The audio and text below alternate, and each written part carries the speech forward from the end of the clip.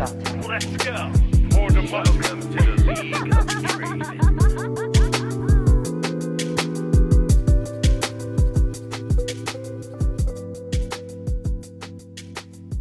Hello and welcome to episode 397 of the LeagueCast podcast. I'm your host, Nick the King Cooper. Joining me, Aiden Frost Rockharts. Heyo. And Colton Blue Basket Sweat. Heyo. Colton, what time is it? It's high noon. Hell yeah. That's how we know you're in Texas for real. He's adapted. Yeah, I've adapted. He's learning. I am learning. I'm noticing every time I say you guys, my Y'all? Midwestern, so I say you guys still, but every time I'm like, I should be saying y'all down here, because I'm going to start getting weird looks. I'll say it, I'm like, they probably think I'm weird because I didn't say y'all. Do you still say pop? Because don't they say soda? I mean... Or did they say Coke? They say Coke here in Florida. Yeah, I think in the South it's more of just like everything's Coke and you'll specify. Yeah. What kind of Coke do you want? Pepsi? Soda pop. Like, I use all of them pretty interchangeably, so... Okay. All right. Hey, this week on Texas Cast, we've got a lot of news. Patch 919, a Louis Vuitton partnership. We got a Twitch Prime loot thing, Prestige Point update, an end to the ranked season, and some game mode statistics that I think are going to be super interesting to talk about. We have a number of reviews this week, more than the one that we normally have. Then we're going to jump into the roundtable question with last week's and this week's. We got a cheese pick that I'm happy to talk about. I like this champion. The group draw and world's news in the LCS section. And we're going to round it out with a bunch of emails. You guys have been killing it. So, did you mention that we have the best review ever? We did. We decided that we probably shouldn't read it on air because it was a little more personal than a lot of the other ones. But we did get it, and it's our favorite so far, I think. Yeah, it's really sweet. Meant a lot to us. Yeah. But Aiden, how was your week? My week was good. I played some League of Legends, and then I got to Saturday, and I went, I'm not going to play League of Legends for a week, like ranked, because I lost a lot of games in a row. And then they buffed Blitzcrank, so I played like 6 games of Blitzcrank today, playing some changes on him. It was fun, though. So that's kind of like the only league I played for the most part. I mainly spent my week playing through Kingdom Hearts 3, which I finally finished. I fucking slogged my way through that hellhole of a game. And I finished it. That's not good. Well, it's just more, I made a tweet about it, then I made a fucking super long post in our spoilers, section. It's just 20 hours of fucking trash to get to 5 hours of really fucking good game. Oh, really? So, I don't know. I still liked it, and then I fucking ground my way up to level 99. I'm gonna do all the post-game stuff still, because I feel like I can't not do it, I guess, being a fan of the series. It's just, fuck, dude, that game, the first 20 hours of that game are so fucking bad. I mean, there's redeeming aspects, but it's just not fun. What made it so bad, I guess? It's just, there's 8 games in the series, being 3 mainline titles, hence this one being Kingdom Hearts 3. Yeah.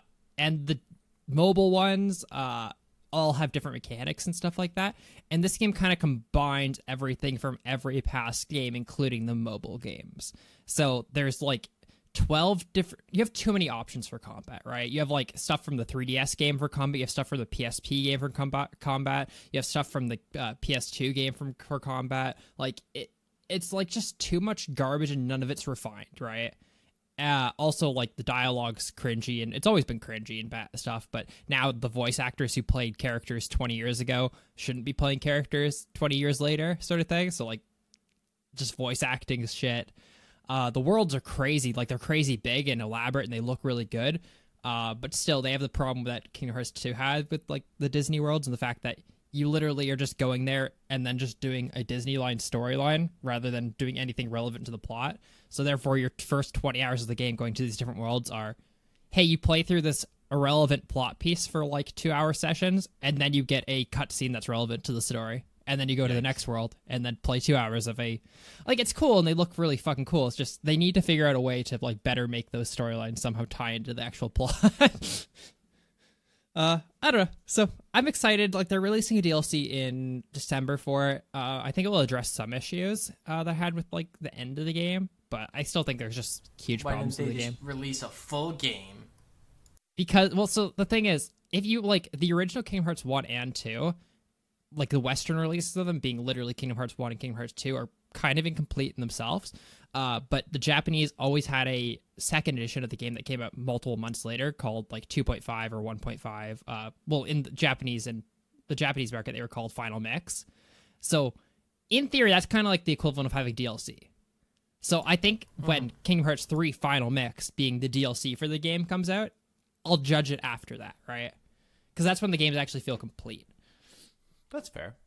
So we'll see. Either way, I still enjoyed it. I still like enjoy. It's just like a bit of more of a slog than it should have been, I think. Yeah. Other than that, still watching Naruto.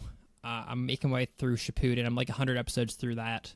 Kai is making it way more bearable. There's some parts that are just fucking slogs, but it's fucking cool, dude. I'm really enjoying it. I'm like enjoying it way more than I expected enjoying Naruto. Is happening currently where you're at? Like, who is the fight that's happening, or like where are they at?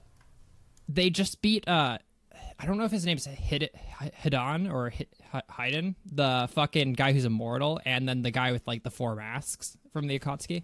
Okay. Yeah, the Shikamaru fight. Yeah. That's a good fucking fight. It's fucking sick. It's so good, dude. I don't know. I'm super excited. It's so good.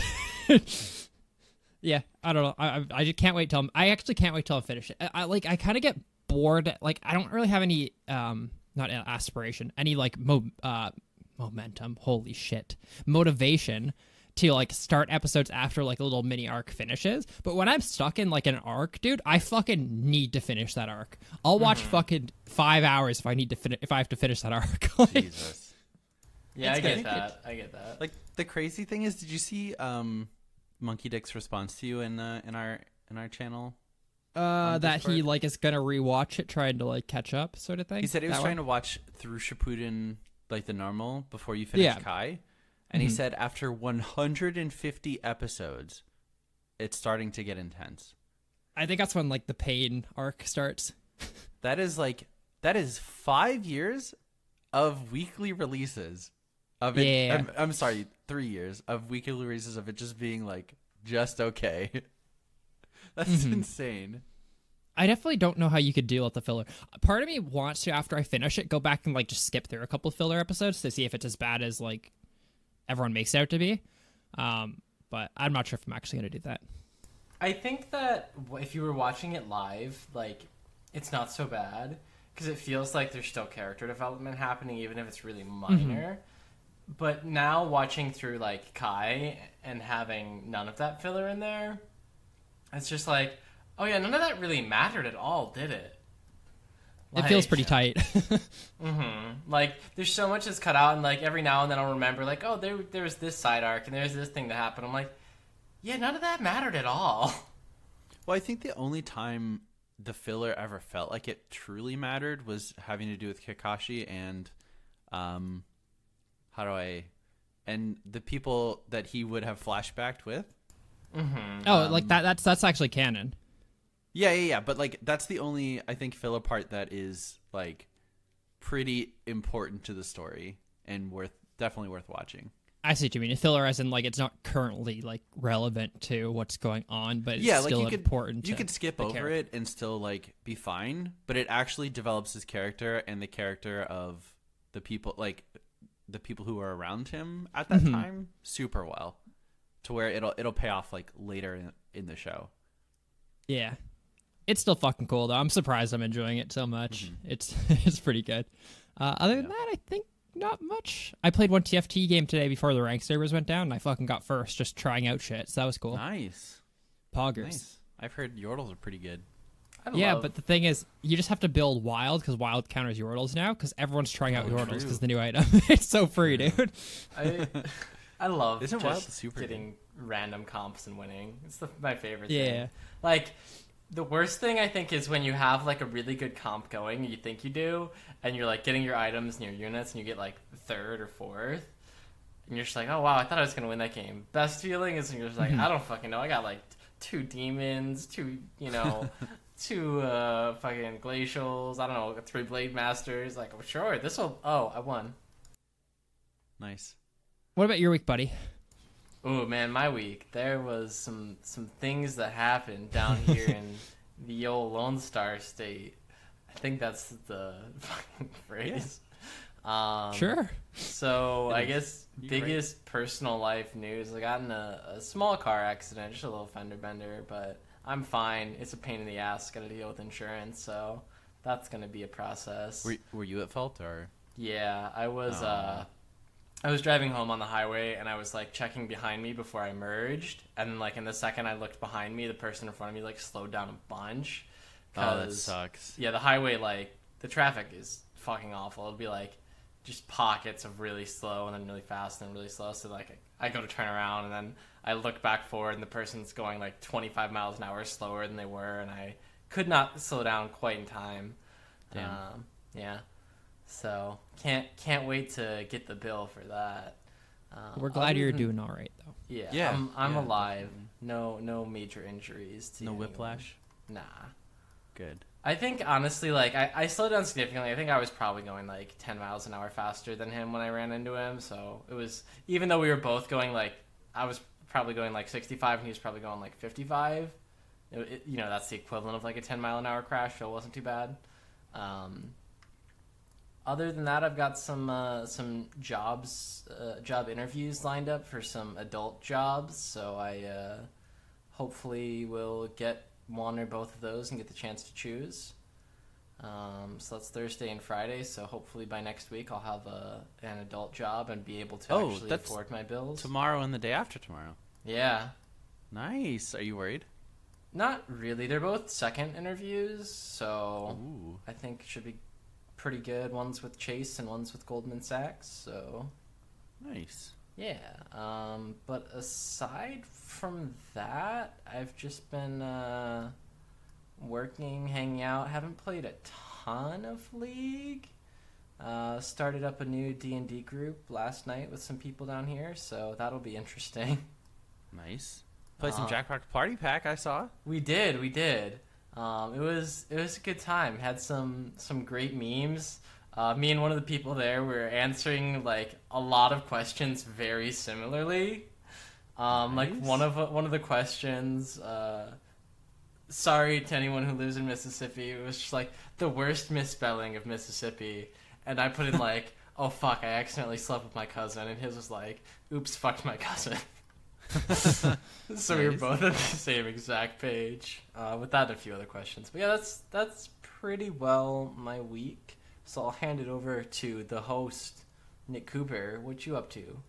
Hey, we're all hosts. Work in school, No, but pretty you're the much. big host.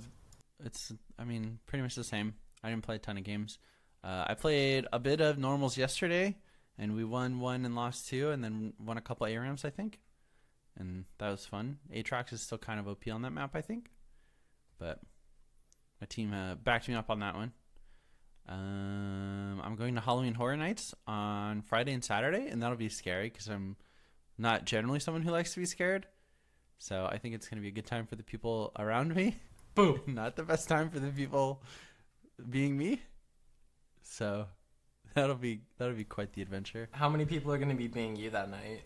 Just me, actually. Oh, just you? Just the one? Yeah, just me. Just the one. I did finish season 3 of Stranger Things, finally. Yeah, did you like it? Yeah, I did. I have worried that I won't like season 4 because of some of the tropes that I think might happen. Mm-hmm. Without getting too spoilery. How did you feel about the duet? Did you like it or not? Because I was talking to Chris about it, and he did not enjoy it. The duet. You're gonna have to be more specific. Wait, is season 4 the most recent one? Season 3 is the most recent one. Okay, so like Season 4 is not out yet. yeah, okay. So like at the very end with Dustin, the song. Oh.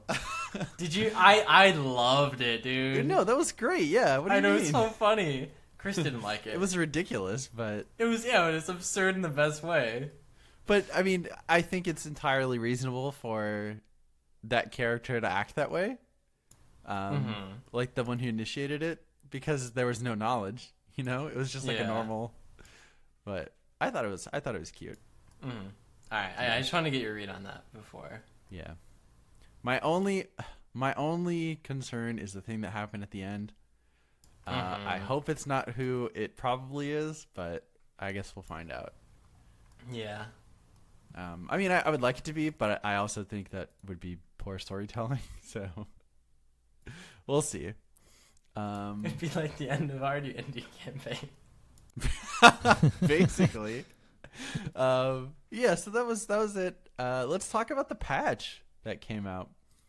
Patch 919, World's Patch, Poggers.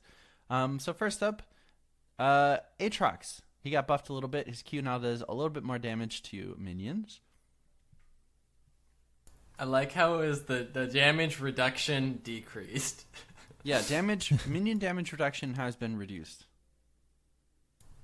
That double negative for the buff. Akali, the second part of her ultimate, the damage has been increased by a flat amount, so that's 30 at... The scaling's fucked on it now. It's 30 just so at the first random. two ranks. We Yeah, had a wait. conversation about this a couple of weeks ago about how every bit abilities linearly scales, except for this ability now. I mean, it's just so weird. It's like plus 30 at first rank, plus 30 at second rank, plus 0 at third rank. Yeah, so now it's 225 is increased from first second, and then it's 195 is the increase in damage from second to third rank, which is just random. Oh, yeah, well. that's strange. That's silly. Annie, her E movement speed has been increased, and cooldown now scales, which is nice. Yeah. Let's see. Ashe, passive slow increase. Q now an auto attack reset. Everyone seems to be super buying into this being a huge change, but I mean, it seems nice. It's definitely a buff. Mm-hmm. I think it's definitely a buff, and that she was already better than people thought. Aiden, can you explain the wording under Q Rangers focus for me? You mean J over PQ got AC? That? Yeah, I saw that it was a Maple Story reference. Oh, join party quest got AC. AC is what's AC? Armor class. Attack? I don't know. Is it actually a Maple?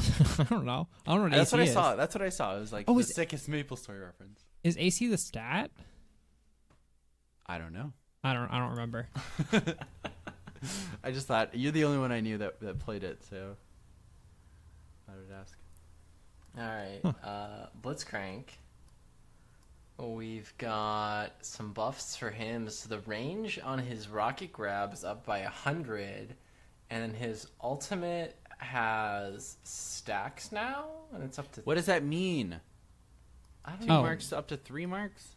What So is you can that? stack it. So if you auto all three like they'll. So you know how it works now. When you auto a minion, it like circles around them and it like shocks them after for like 100 damage. Oh. So if you auto, if you have enough attack speed now, then you stop autoing, it will go poof, poof, poof. It'll proc Ooh, all it'll strike three. him 3 times. Oh, that's cool. I didn't know it did that. Yeah. Huh.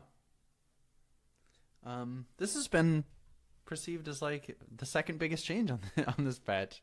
I still And I don't think think- it's that big of a change. Yeah, I think. How do you feel about this, Colton? Because Aiden and I both feel that this is kind of like it doesn't address the issue that Blitzcrank had prior, and it really like it's gonna obviously it's a buff. It's gonna land you some hooks that you previously wouldn't have landed, but it doesn't like I don't know. It doesn't change anything. Yeah, I don't think it really changes a lot. If anything, I think it makes him stronger at lower elo. I don't think this makes any change to like high elo Blitzcrank, because like good players are gonna adapt to that range difference. And I mean, I guess it makes his zoning like 100 range better, where like if you're playing the range of the hook, you have to stand a little bit further back. But people who are going to dodge the hook before are probably still going to dodge the hook now. and getting a third mark, like, I guess that adds maybe, like, a little bit of damage to his combo. But again, if you land the hook and you're auto-autoing, they were probably going to die regardless. So I think it's a pretty minor change. I guess one thing I would be interested to see is if there are any new places where he could, like, hook jungle creeps from that he couldn't before. There are. And that was kind of... This is, like, the biggest change. You can hook from a lot of different places that you couldn't before. Mm-hmm. Okay, yeah, that I think would probably be the biggest actual change here, is that now he's got these different places where he can, like, pull a jungle creep away. Yeah, like, you can pull blue buff by standing, like, directly below it, or I guess above it, like through that kind of weird wall into the river. Mm-hmm. And I think I honestly think that one's going to be the most useful. But all the other ones just kind of seem like impressive, but pretty unreliable. Can you pull it into the wolf pit and then it's trapped behind the wolves? It was just Maybe. like, That'd be so funny. I talked about the changes a lot. I just feel like it doesn't change how the character fundamentally works. If we look at this change in 3 months' time, I don't think it increases win rate almost at all. I think it increases win rate, pick rate, and ban rate for the next, like, patch or two while people get adjusted. You're going to hit hooks that people go, like, try to back out of, you know what I mean, like, away from him and get hit by it because they don't know the range increase. Yeah. But, like, I think the only thing it does is it adds cheese to the game. I think you can do cheese stuff, right? Like those cheese. Yeah. That's, like, the only thing it actually physically changes. I don't think it actually changes how the character fundamentally works at all. People are, like, losing their minds about it, though. Well, I think, like, okay, I think a good way to picture this, and maybe I'm not thinking about it the right way, is, like, imagine if his hook was global. Yeah, that'd be super strong, but I don't think it would be as strong as it having the same range, but being twice as, like, wide. Like, and that sounds OP. Also have to realize that, like, max range hooks now, like, you have an extra, like, quarter second to dodge at the max range. You know what I mean? It's not like the speed is, it's not like the hook went over 1 second and now it still goes over 1 second sort of thing. And I guess the one other thing that I was playing with Trevor and he noted that I didn't think of is, I guess the one benefit to having a longer Blitzcrank queue is that it puts you out of other characters' abilities now, or some characters. I'm not sure how many characters it actually puts you out of with an extra 100 range, but, like, we played against a Syndra earlier, where before I feel like hooking Syndra is hard because you're almost always in her, like, E range, but now it seemed much easier to be outside of E range to hook her. That's the only other part that I guess, like, I didn't originally think of.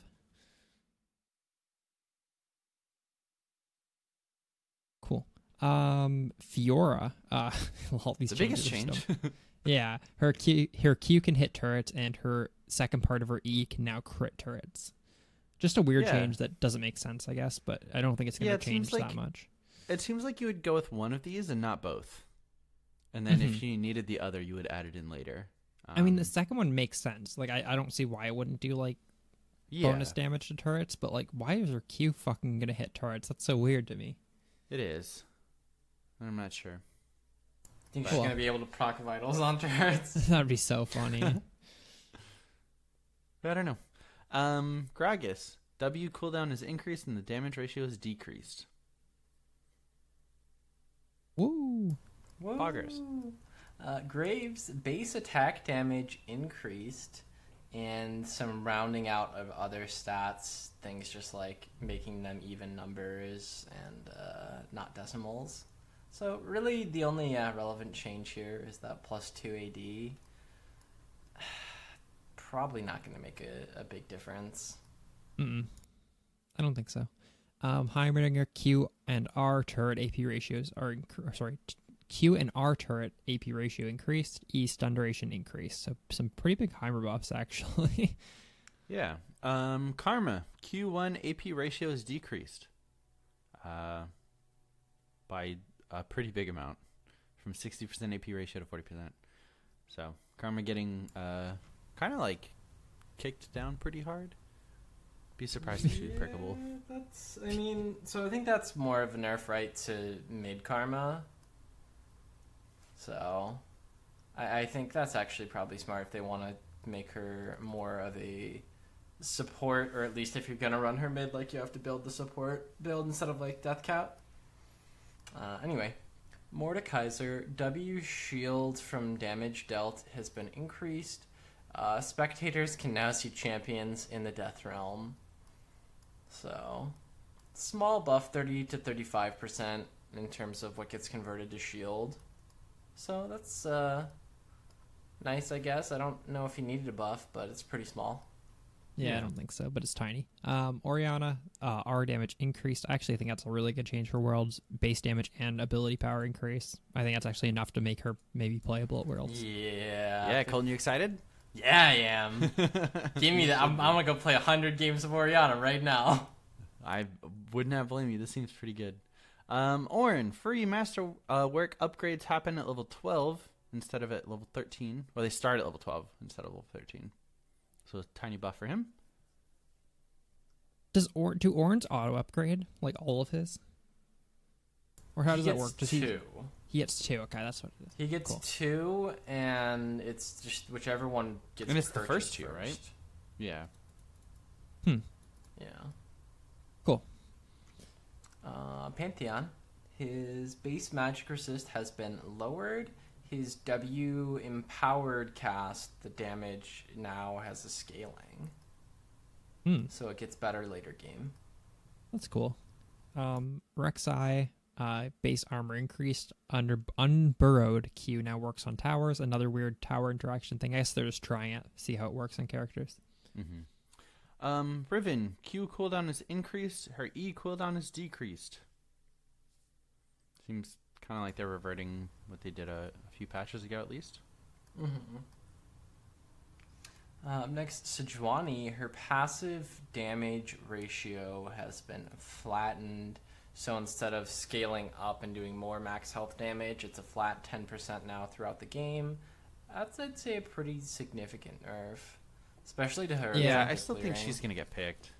Yeah. I just she's still think a it's still tanky yeah. CC bot. You're not going to be able to 1v1 like other champions. I have a friend who's like a master Sejuani main, Gunday Monday. He's like a good coach too. He coaches like jungle and stuff. He thinks that like there's no reason to play her in solo queue after this. Like she just doesn't do any damage. Yeah. His suggestion was that just make her passive like her stun thing. Not like don't let allies proc it. Oh, interesting. We had a conversation. It's just like Riot is so keen on not changing mechanics like that. They would rather just nerf a character like 7 patches in a row than change a core mechanic like that, which is kind of sad. Yeah. Oh well. Except on Tom Kench. Yeah, was my example. It's like just make his fucking W not eat someone, but they'd rather just nerf him 8 times instead to try to They'd rather figure it move out. the mechanics on other parts of his kit, like the passive. Yeah. It's like if Anivia's what's a good example? It's like if Anivia, that's not even a good example. I was gonna say if Anivia's like double, you know how you can double damage her Q. If that was like problematic, they would just nerf everything else in her kit rather than just make. Oh, instead, just leaving that. Yeah, it's silly.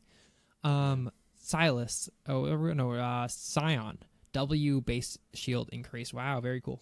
Poggers. Silas, base armor and armor growth decreased. The passive damage ratio has been adjusted.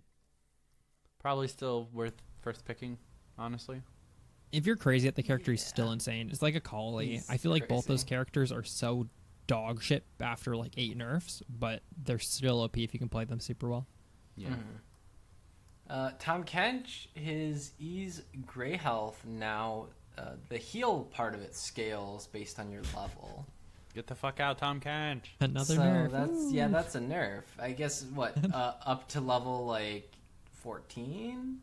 Yeah, something like that. Which he's only playable support, so when do you hit over 14 as support? Yeah, like 50 minutes. Yeah. Oh well. Twisted Fate E attack speed increased, base damage increased. Cool. Nice. Vayne. Her ultimate base AD is increased by 5, and then 10, and then 15. I mean, I'm down with that. I mean, I don't know if I necessarily want to see more Vayne in my games, except for when I'm playing her.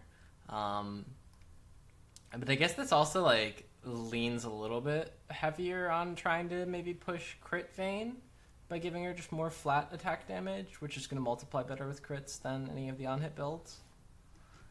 Still, I think probably Blade of the Ruined King into Ginsu's. Anyway, Vigar, E cooldown is decreased at the later rank, so it still starts at 18, but instead of 14 at max rank, it's now down to 12. Hell yeah.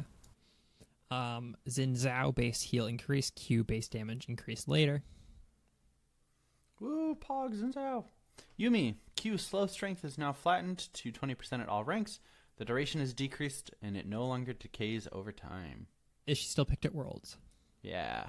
Yeah. I did not realize it was an 80% slow at max rank, though. 80% down to 20% is pretty significant.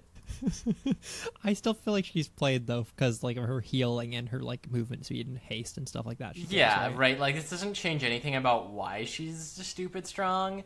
And honestly, like the Q's not good because it slows. The Q's good because it's free poke that's almost impossible to miss. Mm-hmm. But that's a big nerf regardless. Zach, his bloblets now reduce more health, and Whoa. that's it. Wait, did you say reduce or restore? Restore. Okay, restore, because those are different things. True. They reduce more health, Nick. Well, that I thought maybe that's what I heard, but I knew that's not what it was. And It might have been what I said. Maybe I don't know. The biggest change of the patch, though, they removed Huge. the from Black Cleaver, Black Spirit, Bloodthirster, Dark Seal, Hex Core, Lightbringer, and Obsidian Cleaver. I feel like they need the on Black Spear still, at least, and Dark Seal. I feel like why not? Why just remove that? Why? Remove the. It's cooler. They're going back to classic social network advice. The MySpace. I remember when they well. changed that. Not the big of a deal. Who cares? Yeah, I don't No, know. it's huge. They're gonna blow up like Facebook now. Mm-hmm. The Facebook. Exactly. Right. Riot's gonna go from a small indie company to a big one now. Yikes. Are there any fun? I didn't see any fun bug fixes. Oh, yes, I did. They're changing this is warded to H and hold position to J, as opposed to just putting this is warded on J. What? For the default key bindings for some pings. This It is better warded. not auto change my shit. Yeah, It's that's already auto immediate. changed, my friend. That's immediately what I thought. I'm like, I already have that shit bound. Don't fucking touch my key bindings. Riot. No, it's probably not for. It's probably just for people who haven't changed it, right?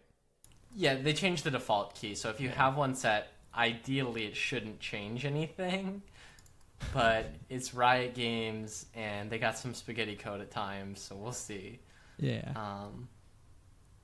We got some Yeah. skins. Hextech The skins are Amumu, sick. Majestic Empress Morgana, Splendid Staff Nami, Valiant Sword, and Valiant Sword Prestige Riven, and then Championship Rise. I've got a splendid staff, if you know what I mean. They're all Can I- super good. I think Morgana's my favorite. Thoughts. So you know the Prestige Ribbon skin versus the regular Ribbon skin there? Yeah, Why does the dragon have gold on it in the Prestige one? because everything's Prestige. But the other one doesn't have anything on it. They just added gold to it. Ooh, consider this. That's actually Vayne. Firecracker Vayne. True. I actually think all the skins look sick, though. No, they all look super great. And I mean, do you guys have a favorite? I like the Morgana skin a lot. Yeah, I like the Morgana skin. It has, I like think, non-corrupted the best, skins. chromas. I'm a big fan of that ribbon skin. I really like it. Mhm. Cool. All right, that was the patch. Aiden, you want to tell us about the TFT patch that came alongside? Yes, I had definitely had a link to something that had all the things, and now I don't want to do the next one Talk while I find about that link. How cute Amumu looks with his little Hextech eyes and A everything. little sad. Like, Who's so the there's already a champion getting robot. picked up in the splash art? Is that Hextech Rammus? Let me see here. I have no idea. Is that Rammus? I think it is Rammus. I'm Because like looking you at can it now. see like the spikes a little bit. Yeah, it is. Yeah, for sure. The visor's the same too. Oh, true. Okay, Found it. that makes sense. Nice. He looks I so found a website. sad. It's just a kinda upset that recolor that's my of Sad job for me. Robot of Moo. The one that does your job for you. Yeah. So new character Kaisa. She's a Void Ranger and Assassin. So that's cool. So her ability is she like jumps to the other side of the fucking map and then gets a shield and attack speed, which is pretty cool. Nice. I ran her in my win today. I didn't really need Ooh. to run her, but I found 3 of her, so I'm like, I'll just throw her in, and it was kind of cool. They added new items. They added a Brawler's Glove as like a new component, which means then there's like a bunch of new items that are all attached to this. We've talked to this a bunch of times, like a couple weeks ago, I think. Just play around with them. They're all like kind of gimmicky, but I feel like they're a lot of fun. Double Brawler's Glove is the coolest one, Nick. I'm not sure if you've seen that item. You put it on one of your guys. The guy can't have another item on him. It just gives you 2 random items at the start of each round. Yeah, I did see that. That sounds sick. I think it's OP. I think it's OP. I think mean, it's super I think so strong. too, yeah. I think it'd be Items so funny. So gross. I think it'd be Yeah, so I- funny. I want to say my thing, okay? Okay, yeah, go ahead. Yeah. Shut up, Nick. No, I just think it'd be really funny. Like at the end of the game, if like 2 people are both at like 20 health and they both have that item, and it's like they don't change their positions, they don't change any of like their unit ranks, and it's just like who's gonna RNG? They fight once, one person loses 3, and they fight again, and they get better items, and the other person wins by like 5, and it just goes back and forth. And it's just like pure RNG. It'd be so funny to watch. It reminds good, me though. a lot of the like super RNG heavy cards in Hearthstone. Mm-hmm. Like oh god, Unstable Portal, is that it? The 2 mana? Fuck that Where it was card, like dude. Yeah, it was like, okay, occasionally, it's, most of the time it's going to be pretty mediocre. Occasionally it's going to win you the game very hard. Mm-hmm. So, very very reminiscent of that, I think. Yeah. So some overall changes to the game. They yeah. reduced damage, so the games were ending a little bit too soon. They made some changes to the boxes, like decreasing the gold that you get, increasing the chances of getting certain items, they made it so you can't get tier 4s, which is cool. Some major nerfs. They nerfed dragons. They nerfed Glacial, Cassidon, Rapid Fire Cannon, Infinity Edge, Dragon's Claw, Gnar, Sejuani, and Swain. Buffs. They buffed Anivia, Misfortune, Frozen Heart, Mordekaiser, Blitzcrank, Vi, and Volibear. Misfortune buff's actually huge, so they made it so her ultimate target's the furthest target now, so now she just won't ult like a random fucking target the wrong direction and lose you to the game. And then some other notable changes are the Glacial trait got a small change in the fact that stun is lower duration, but it's a higher chance. Void was changed so that it now, rather than giving everyone the bonus, it's a 2-person thing. So if you get 2 Void characters, you get the buff, but only one of them gets the true damage. And then if you get 4, all your Void characters get the true damage. So it gives you a 50-50% chance on the lower one, but it's easier to get. Better. I think it's better because 3 is too easy to get for the full thing, I think. So this is like kind of like a buff nerf. Yeah, and there's 2 Void Brawlers, and I think that was the biggest issue with it being 3, is that you can then get your 3 Void and do that with anything, right? You can have your Void and I feel like Assassins or your Void Sorcerers, whatever. It's also fair because now they added Kaisa, so there's another Void, so like it's easier to go for Void 4 because there's 5 Voids now, which is cool. And the other change is that they made Yordle's dodge chance. They decreased the first rank. So it used to be 35% for 3, then 60% for 6. They changed it to 30% for 3, 60% for 6. And then if you're able to get 9, it does 90% dodge chance. Yikes. That's wild. I think there's only 7 Yordles in the game, though, so you'd have to get 2 gloves plus spatulas. Only 6, unless they added 1. Is there only 6? I thought there was 7 for some reason. Yeah, no, I could be wrong. Tristana, Poppy, Vigar, Lulu, Gnar, and Kennen. Maybe there's only 6. Yeah, Either I think way. that's just if you triple up on the spatulas. I actually don't even think it's that OP if you do get 9 somehow, because just running 4 wild completely negates a Yordle trait. But you have to transition. But if you see someone having 6 Yordles and they're building fucking Yordle items like more like spatulas and gloves, fucking just start picking up wild. It's so easy to counter. Nice. Cool. Yeah. Was That's that it for TFT. TFT? Yeah. Nice. Louis Vuitton is partnering with the League They made a special trophy case, which is a trunk, and then he's making unique champion skins and a quote capsule collection, along with other League of Legends digital assets. So it doesn't sound like anything physical, but that'd have been pretty sweet. We have some new Twitch Prime loot. You get two free TFT Little Legends. Yeah. I got the little turtle. I can't remember which ones I got, but I did claim them. So that's kind of cool. I'm glad to finally have a second little legend to choose. Yeah. Prestige updates. So we have an update to how prestige points will work. Basically, they're sharing the list of champions receiving prestige editions through the end of the year. They're going to work on things that cost less than 100 points. And all of the skins released in 2020, all of the prestige skins released next year will be available for purchase at the end of next year.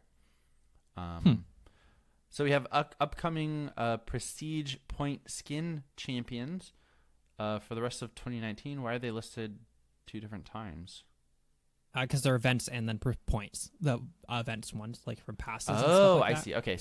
Okay, so the event ones are Misfortune and Thresh, or is it the other way around? Other way around, because if you read right there, upcoming 2019 prestige point skins in order of appearance, and then the other one says. Oh, event. Okay, I see. Yeah.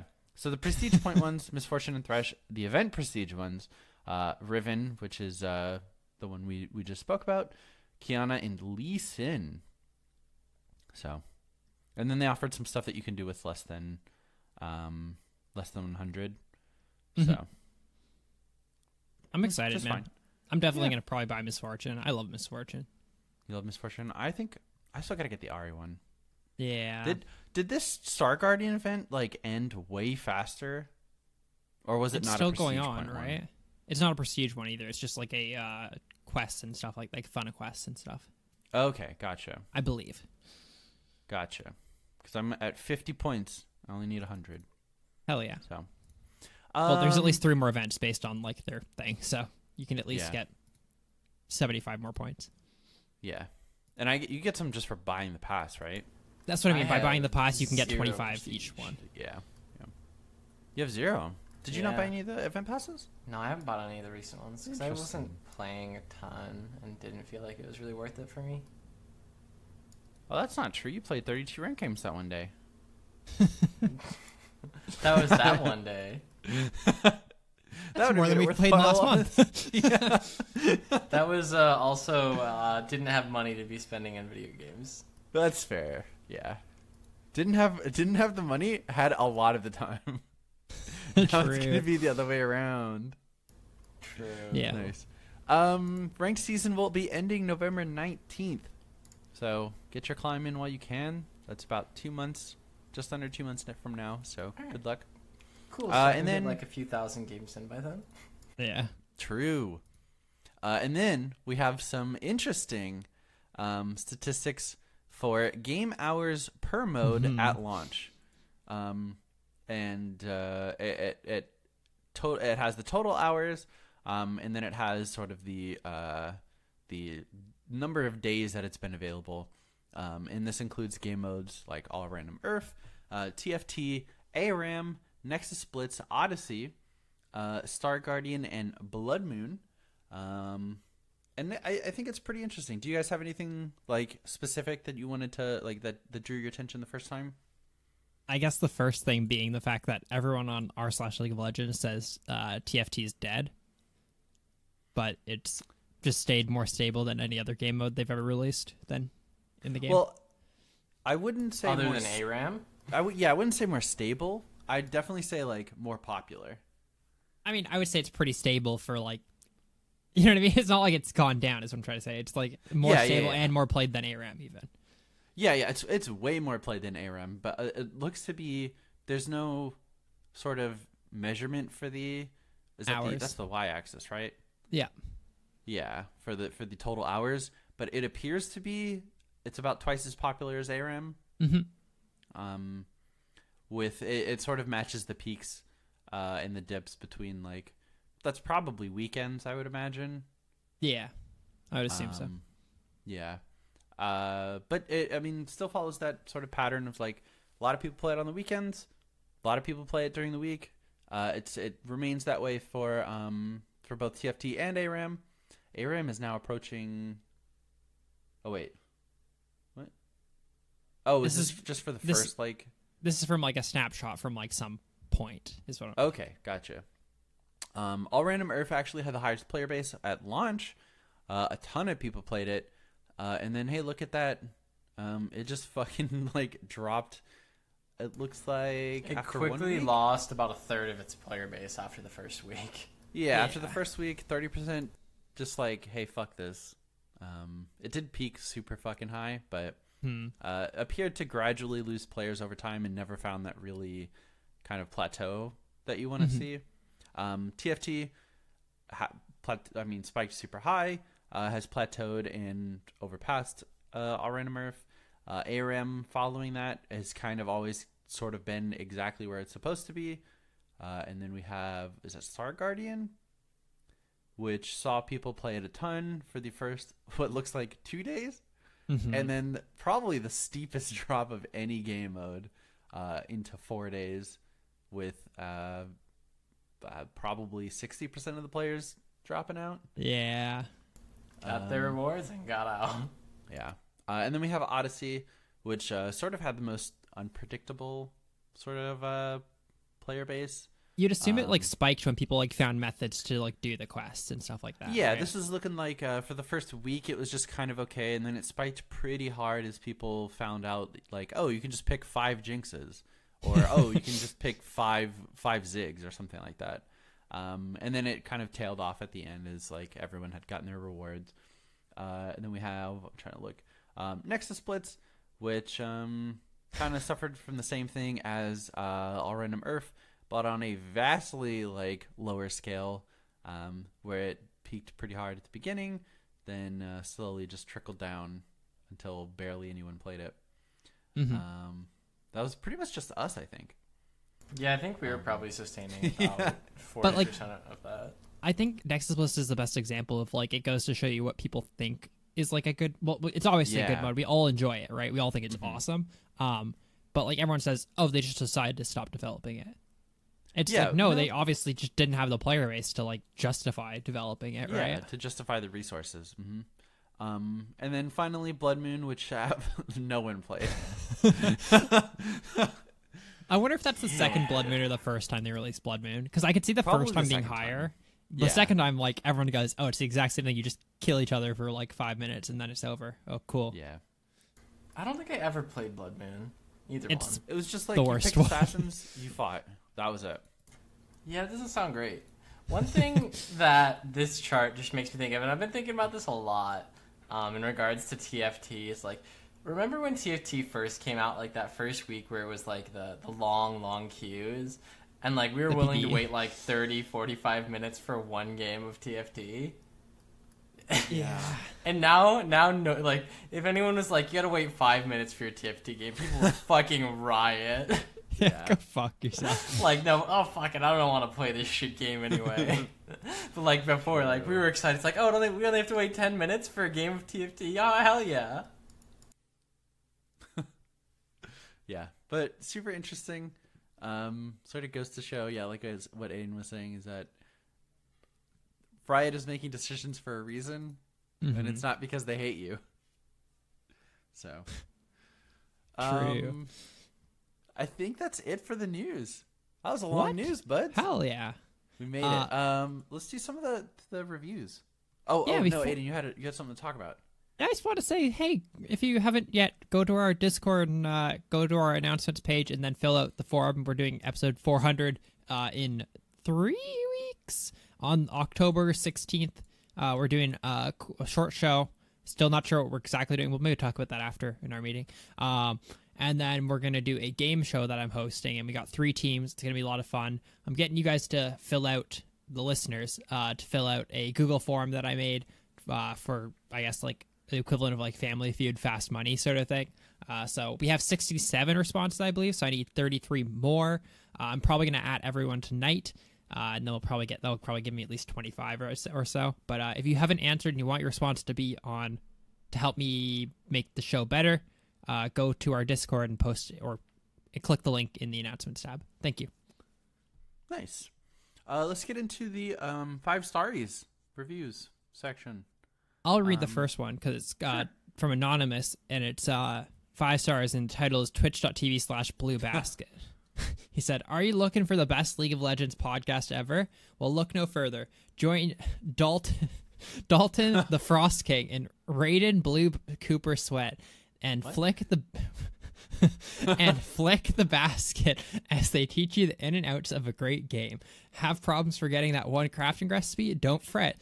Bacon crafting expert has got you covered. Just rolled initiative and don't know how to defeat your foe. Rick has you covered. He has made his life's goal to master the art of initiation. What? Initiative. Yep. Sorry. And what to do afterwards. And don't worry about being lost in game. Only map. Not in the game's only map, Delfino Square. Boston explored every corner of the map and will guide you every step of the way. Give it a listen and you may be Grand Iron Master rank in no time. So what are you waiting for? Jump on that battle bus with Poutine, Blue King, Fade and Sweaty Frost, and Crick the Dude. 10 out of 10 should listen. Jesus. Man, I mean, I loved it, but that was hilarious. Like listening to you attempt to read those. Yeah, I think like the email was good. Aiden, you butchered that so hard. How did I butcher it, dude? It's You like said if you Boston has explored every corner Bolton. of the map. Okay, either way, it's like you put the English language into a fucking robot and it spit out that. Yeah, he definitely spit that into Google Translate and then back to English and then back to whatever and then back to English a couple. Yeah, he ran it through like 3 or 4 iterations. Yeah. It's like the AG to Q generator thing. Yeah. Save the frames, kill my grandma. Yeah, that was good. Thank you for the review, Anonymous. Next one is from Resin Wolf. And it just says, needs more advertisements, but still okay. True. Use promotion code EREAVER for a pair of Aiden's boxers. And then it's just a bunch of binary. Good podcast, fellow humans. That's a different one. It's from this binary and it's Pog. Oh, my bad. This guy, it's from actually Raz. Or sorry, it's titled Pog and it's from Raz. And then it's just in binary, good podcast, fellow humans. My favorite thing. Did you do that or did he do that? I fucking translated it. No, but my favorite thing, not to throw you under the bus, Raz, he posted this as a comment like 3.5 weeks ago on our Podbean, and I went, go fuck yourself. And I just didn't I'm not fucking gonna read a comment that's written in binary on the podcast. And then he put his review, and guess what? It's got read. So nice. So don't leave it on Podbean. I'm glad that he listened for 3 weeks waiting for us to say it though. Didn't hear it, and he's like, "Fuck, I guess I'll just make a review." Like, fuck, I gotta take this in my own hands. Nice. The next one is from Doran. Great content, good banner, and average cheese picks. Fucking true. This podcast is 100% the best League of Legends podcast about. All hosts have very clear and in-depth knowledge that has helped me grow as a player. Keep up the good work, lads. Would be good to cover a question around best champ synergy. For example, Caitlyn and Morg. Yeah, if you have any champions you want us to talk about, you can send us an email and we'll do that. But I don't think it would be a wise use of our time to go through all the champions. I think that this leans kind of heavily on like older versions of the show, right when we were doing A to Z characters, and we had that subsection of these are the characters that counter you, that you counter, and really good synergies. And when it comes down to it, like every character synergizes with CC real well, and most characters are countered by CC. Most characters are countered by CC.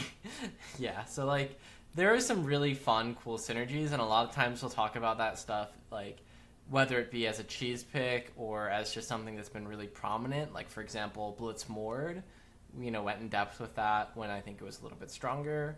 Or like Tarky. Yeah, like Tarky.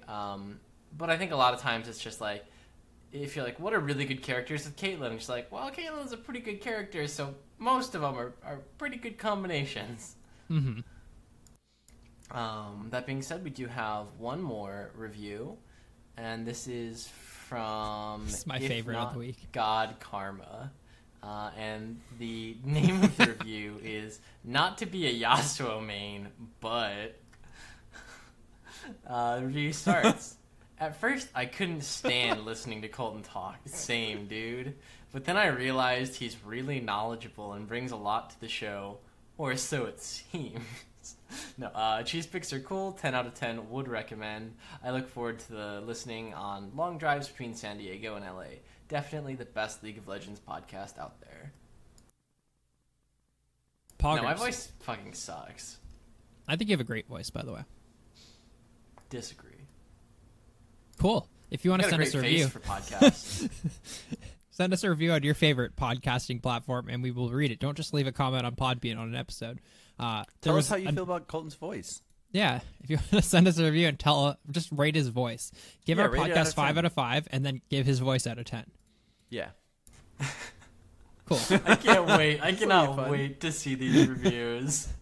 True.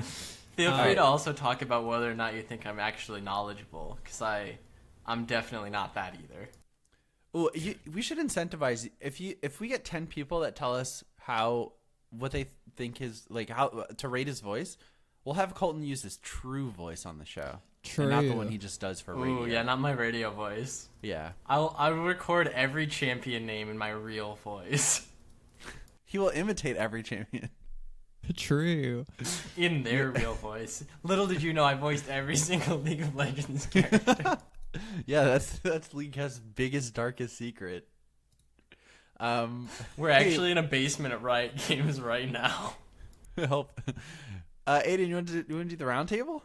Yeah, so just like I guess like to give people idea of Metacaiser and stuff like that, we kind of, well, at least Nick and I decided, Colton, we assume that you're on the same page. Yeah. That we're gonna do Metacaiser whenever A, obviously a new character comes out for Champion Spotlight, or B, whenever we actually want to talk about something. Meaning, like if I'm playing a lot of, like I played a lot of AP Malphite, and then I played a lot of Cho'Gath. And we talked about this too.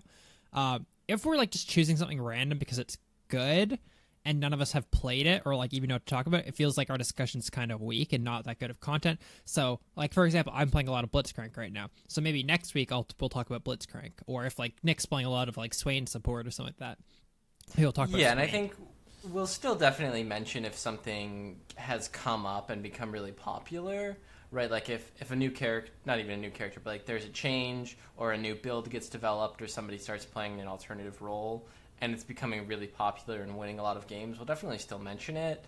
But I think, yeah, definitely your guys' point's right, where it's like, if none of us have played it in depth, it's kind of hard to talk about it, as opposed to like AP Malphite, I probably played 30 games of it, and Glacial Cho'Gath, you probably played like 15 or so. Mm-hmm. Yeah, it's hard to sound interested in something we're not interested in. Or you can give good information. Like, Yeah. Yeah. So yeah, anyway. Cool. This last week's roundtable question was, what's your surprise pick for World 2019? What the hey from our Discord said, Malphite Jungle Cap. Nice. Monkey Dick said, Tom Kedge champs busted, I'm telling you. Nice. Wink. Astro said, Ari's coming back during World's Trust. I actually think Ari will be like played a lot. I think she's pretty good right now. I think Glacial Ari's still like pretty good too. Yeah, it's super fun. And last from our Discord, Speedy Spikes, he said Jungle Echo will be played in groups. It will be a flex pick of this year's Worlds. I feel like it's only going to be played jungle, though, honestly. Every single top-level jungler is playing it, though, in solo queue. So I feel like it's going to be like the most contested pick. From our Facebook, Chris said Vel'Koz support. I can't believe more people aren't playing it. I feel like it's just kind of, I don't know, it just can be like gimped pretty easily, I guess. I think it's hard to hit skill shots on pro players. That's fair, yeah. Like, straight up. Yeah.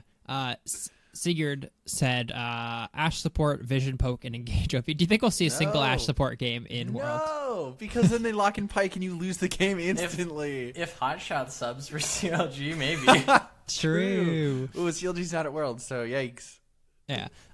Cam said, Kindred, if tanks get popular, diverse build paths to fit any game, as well as crazy scaling. And then last but not least, from our very own Christopher Puner, he said, Void Boy. That would be quite the power pick. Huge power. Fucking Surprise. SKT picks him one game, then fucking G2 counter picks Void Boy the second game. I think Void Boy's gonna have a 100% ban rate at World. True. Yikes. Cool. Want to talk about the cheese pick? We could do this week's. Yeah, Oh, I was you want to gonna do that s- later? Oh, Okay. true. Good point. I do have a question right now. Because that's my section. Yeah. I was gonna say, like, are we just skipping the question? Okay. I was like, oh, he's actually huge brain. We could do this later. No, you just forgot. No, I've just completely forgot. It would make sense to do it after, but no. This week's question is, who is going to win Worlds? Why? All right. A little sneak peek, right? It's going to be either G2 and they smurf on everyone, because I'm not still quite sure of how good that team is, or it's going to be the winner, or it's going to be someone from Group C, I think. Yeah. Yeah. Group C is pretty big right now. Group C is pretty big, so I'm casting a wide net because it's got like probably 3 of the top, I'd say 10 teams at Worlds, Yeah. all shoved into one. And I think the 2 teams that get out of that will have easier paths to get to the finals. Yeah. And then it's just an easy, I don't know, 1 best of 5 to get there. That's fair. Plus, they'll also have experience playing against some of those better teams on the patch, right? So, like, the 2 that get out of Group C are probably going to be 2 in the quarterfinals at least, and they'll have experience playing against each other already. That being said, Yeah, and we're going to talk about the groups in just a minute. But I'm going to just put on my faithful blinders and say SKT. Yeah, SKT that's will a good always choice. win Worlds. it's a good choice. Also, I think whoever wins Worlds is not going to win their group. I think they're going to be the second seed out of Interesting. their group. Okay. That's my bold prediction. So SKT's finishing that group as the second seed. Yes. Huh. Okay. They didn't have a U. RNG. RNG? I Really? I honest to God think so. I feel like so. The easy thing is saying Fun plus Phoenix. I guess Yeah. because they're number 1 China seed. But I feel like fucking RNG doesn't fucking lose groups of death. You know what I mean? Yeah, it's always kind of like RNG plus. They get group of The death every second year seed. because they're one of the core reasons that's the group of death. You know what I mean? Because they're never the 1 seed, but they Yeah, They're always never like the have, one yeah. seed, but they're always one of the best teams in the tournament. Yeah. Yeah. I just feel like people Ooh. are sleeping on them. I think the same thing Game- like with the IG. Like people are like, because IG fucking has looked shit since MSI, right? Yeah. I feel like IG's still gonna fucking play extremely well. Yeah. I mean, yeah, of course. People are sleeping on China, dude. I think LPL is the best like top heavy region Mm-hmm. currently. Mostly because they have 3 good teams and EU has 2. Yeah. So, nice. Cool. I feel like I had something else to say, but game 5 of the finals, they're gonna sub in MLXG. My boy's gonna feed his dick off and then win the game. He's a model now. Yeah, he's retired. What? He's a model in China now. Ooh. Okay, I don't know if you're trolling, I'm being serious. but He- it's mean if I think you're joking. He retired. He's like that's his now like his new career. MLXG modeling. Can you? Yeah, can you send XRNG one to the model? jungler begins pursuing career as fashion model. Pictures can be found here. Here's a link. Oh my god. I'm not joking. See, I keep up with all the fucking. He's modeling Cosmopolitan. Wait, that's I'm not memeing, dude. I know my shit. wait. That's Good. that's him. That's the boy. That's my boy. Is that MLXG? Huh. All I'm saying, dude, is good for him. He's living his dream. He's a model now so that he can learn not to feed. That was really good, Colton. Hey, joke of the week goes to Colton Blue Basket Sweat. Thank you very much. Congratulations. Cool. If you want to tell us what team you think are going to win Worlds, you can hit us up on our Facebook page at Leakcast, send us an email, mail at leakcastpodcast.com, or come into our Discord and post in our roundtable section after you go to the announcement tab and fill out the form. Nice. Now for Colton's usual attempt at joke of the week, cheese pick. True. This week's cheese pick. Nick, here you go. Here's the fucking torch. I had it for a minute. Oh, thank you. You're far too kind. We got Maokai support. So I think we've talked about Maokai support at various points in the past, but I think actually right now is a pretty good time for Maokai support. I think with the current state of the jungle, that free vision you get from his E is crazy strong. With how potent tanks are, and particularly health tanks, he's got a lot of percentage health damage from his W and E that it's not tons, but it's more than you're going to get on pretty much any other tank support. As well as just like he is the fucking CC bot, or like right, he's up there in like the S tier of characters with CC. And I think particularly also with Font of Life is what I'm thinking. So you're going to go Aftershock Font of Life because you're building a lot of HP, so that Font of Life heal is going to be even stronger. And literally every single one of your abilities will trigger Font of Life. Your Q has a slow, your E has a slow, your W is a snare, your ultimate's a root. You will trigger Font of Life on everything, and when you go into a redemption, that's going to just make that heal even stronger. And if you want to, and it's kind of trolly, but I think it's not actually like terrible in a lot of situations, you can go Ardent Sensor on these tanks with Font of Life, and then just buff your entire team's attack speed, give them healing, and you're constantly triggering it. Because, like, typically people see Ardent Sensor, right, as like the Janna item, or the Nami, the Soraka. But you want to know what has, like, a lower cooldown than a lot of those abilities? Characters with CC triggering Font of Life. Like, I've taken it on Nautilus. I'll go Ardent Sensor Nautilus sometimes. Like, you're always slowing everyone on their team if you're using your E on cooldown. So, I think there's a lot of, like, hidden strength there with Font of Life, as well as just sustain in lane. If you guys are trading, like, you're throwing E's and your AD carry autos them. Not only is your E chunking for big damage, but your AD carry just got, like, 10-15 health back from Font of Life. His base damages are strong. He's real tanky. His CC is insane, as well as really, really good for fighting objectives.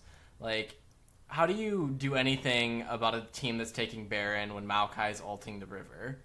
Like, that's just... Yeah, someone's just got to tank it. Someone's just got to tank it, and you all have to then funnel through, and that's really risky.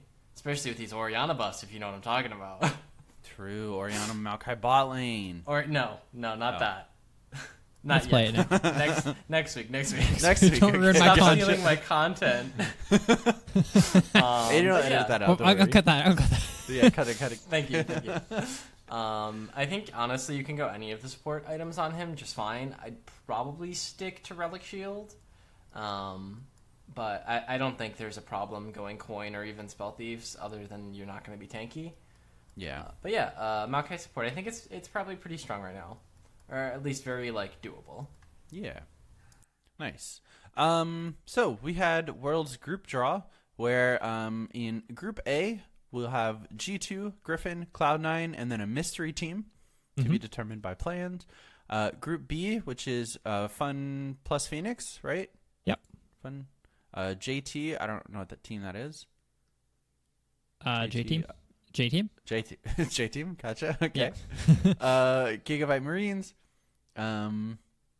Group C, Group of Death, SKT, Fnatic, RNG, and then presumably Clutch Gaming, because that's the only group that they can go to. Yeah. So that's gonna be that might be the hardest Worlds group of all time, assuming no one chokes. I'm so excited for Clutch to go in that group, though, because they don't win it, right? There's no way they get out of that group ever. But they're gonna take some. They're gonna fuck fuck some shit up. Dude, if they fucking ruin like Fnatic's way out of groups by like upsetting them, It's gonna be so good. That's all I want. Just fucking EU tears. One team is gonna let Rumble Kiana through, and that's gonna be it. Yeah, fucking it's Tanner time. It's Tanner time. And then Group D, Team Liquid, AHQ, and Invictus Gaming, along with the mystery team. We've already seen a lot of smack talk. I believe Double If said this is literally the freest group. I think So, TL has a very congratulations. high chance of not getting out of that group. So congratulations to Team Liquid for not making out of groups. But I like, mean, he was indicating that he's gonna sandbag hard. He was just letting his friends IG know that they're gonna make it through. But like, honestly though, like AHQ is pretty bad. Don't get me wrong. I think everyone expects AHQ to finish last. But if they get Damwon, I actually think there's a high chance they don't get out. Like, Yeah, I it's think got to be there's, Demon and IG as the favorites, I think. yeah. So in theory, slumping IGTL should be able to beat them. They 3-0'd them at MSI, right? I think things change in 3 months' time. Personally, I don't think we should expect them to fucking 3-0 them again. That being said, I see no world where Team Liquid beats Damwon. If they get that. Demon probably wins that group. And if they get Splice, I feel like they win that matchup 70-30. It doesn't mean they can't drop a game to Splice, though. They can easily drop a game to Splice. So I don't know. I feel like Team Liquid is like, they have like a 55. I'd say they have 60% chance to get it if they have Splice, and then 45 if it's Damwon in their group. Mm-hmm. Yeah. Nice. I'm excited to see how these actually finally play out, and then are we planning on doing our full group predictions once the draw is finished? Yeah, maybe Yeah, and we'll do pick'ems, yeah. which open October 9th. So Yeah. we'll do that. We could do that on air. I think that'd be fun. Yeah, that'd be good. Yeah, because I think that's a Wednesday, actually. Yep, 2 I weeks from believe now. so. Yeah. So we'll do that On in 2 episode weeks. 399. Yeah, $3.99. And then do we have? Do we want to talk about the schedule? So schedule. Everyone in Europe's complaining because they're little babies. Yeah, That whatever. the game is during the weekdays, start at like 12 or something like that. They're pissed because Wow. work and school, right? Makes sense. You want to watch games, but yeah, if they also go till fucking like 9 o'clock though in your time Yeah. zone. Like if they started later, if they started when people are out of work and school, 4 o'clock, 5 o'clock, you know what I mean? The games go to fucking 2 in the morning. They don't fucking understand how time works. Fucking EU brain. And also the fact that they are like, no shit, they're trying to fucking maximize, like, they're trying to have Asian countries watch. Asian countries account for like 99% of their viewership, right? I'm not saying that they shouldn't have it so like it's perfect for EU, but the fact that they should try to make it viewable for both, right? Like, you want your Chinese audience to watch. Also in NA, perfect time if you're East Coast, if you're unemployed and you don't have school, starts at like 8 in the morning, poggers. Oh, nice. Just fuck you, dude. I hope fucking G2 fails in groups. I hope Fnatic fails in groups. I'm so excited. I'm so like the circle jerk is like too much. If someone makes a fucking top 20 list or like a top like world teams and G2 isn't number 1, dude, they're like, excuse me, sir, are you trying to say that Yankos isn't the best player in the world? And I'm like, potentially, yeah. I believe that he might not be the best player in the world. And they'd be like, that's ridiculous. It fucking pisses me off, dude. Like, I think G2 is a top 3 team at Worlds, guaranteed. But you don't have to shove your fucking G2 cock down everyone's throat. Like, holy shit, get off the bandwagon. It's actually fun. I hope that both teams don't make it out of groups. I'd be so fucking happy. I was reading a post that, like, there was a very reasonable person who had, like, the top comment on a thread, and they're saying that Double Lift should be placed higher than Reckless on, like, an 80 carry Worlds tier list. Because statistically, he's performed better individually than, like, Reckless has in international events. And he has, like, citing a bunch of stuff, right? I'm like, that's fair. Like, Doublelift has had bad plays, but Doublelift, like, individual stats-wise, is a good player. You know what I mean? Yeah. And he's like, oh, there was, like, talking about, who was the 80 carry for G2 last year? You know, the really shit one who, Hjarnan. Hansama? Hjarnan, yeah. Hjarnan. Some fucking G2 bandwagon fuckhead was arguing that Doublelift is a worse player than Hjarnan because Hjarnan, although he had worse stats in every single area and wasn't really good at 80 carry, he pulled Heimer bans, which gave G2 an advantage in a lot of their games. His whole argument boiled down to the fact that they had to ban Heimerdinger against Hjarnan. Therefore, Hjarnan was way more valuable than a good AD carry. I mean, Go yes, fuck yourself. way more valuable in the draft stage, and then once the game started, instantly less valuable. I was so tilted. I see a world. I think Reckless has potential to be a better AD carry than Double F. I think Double F has a potential to be a better AD carry than Reckless. I can go either way on that one, right? Right. Reckless Yeah, has like made it. they're both like players with a range of sometimes they show up, sometimes they don't, and those ranges overlap quite a bit. Mm-hmm. But arguing the statistically worst AD carry, like one of the worst AD carries at Worlds, was good because he pulled fucking Heimerdinger bans. Holy shit, dude! Fucking unreal. Yeah.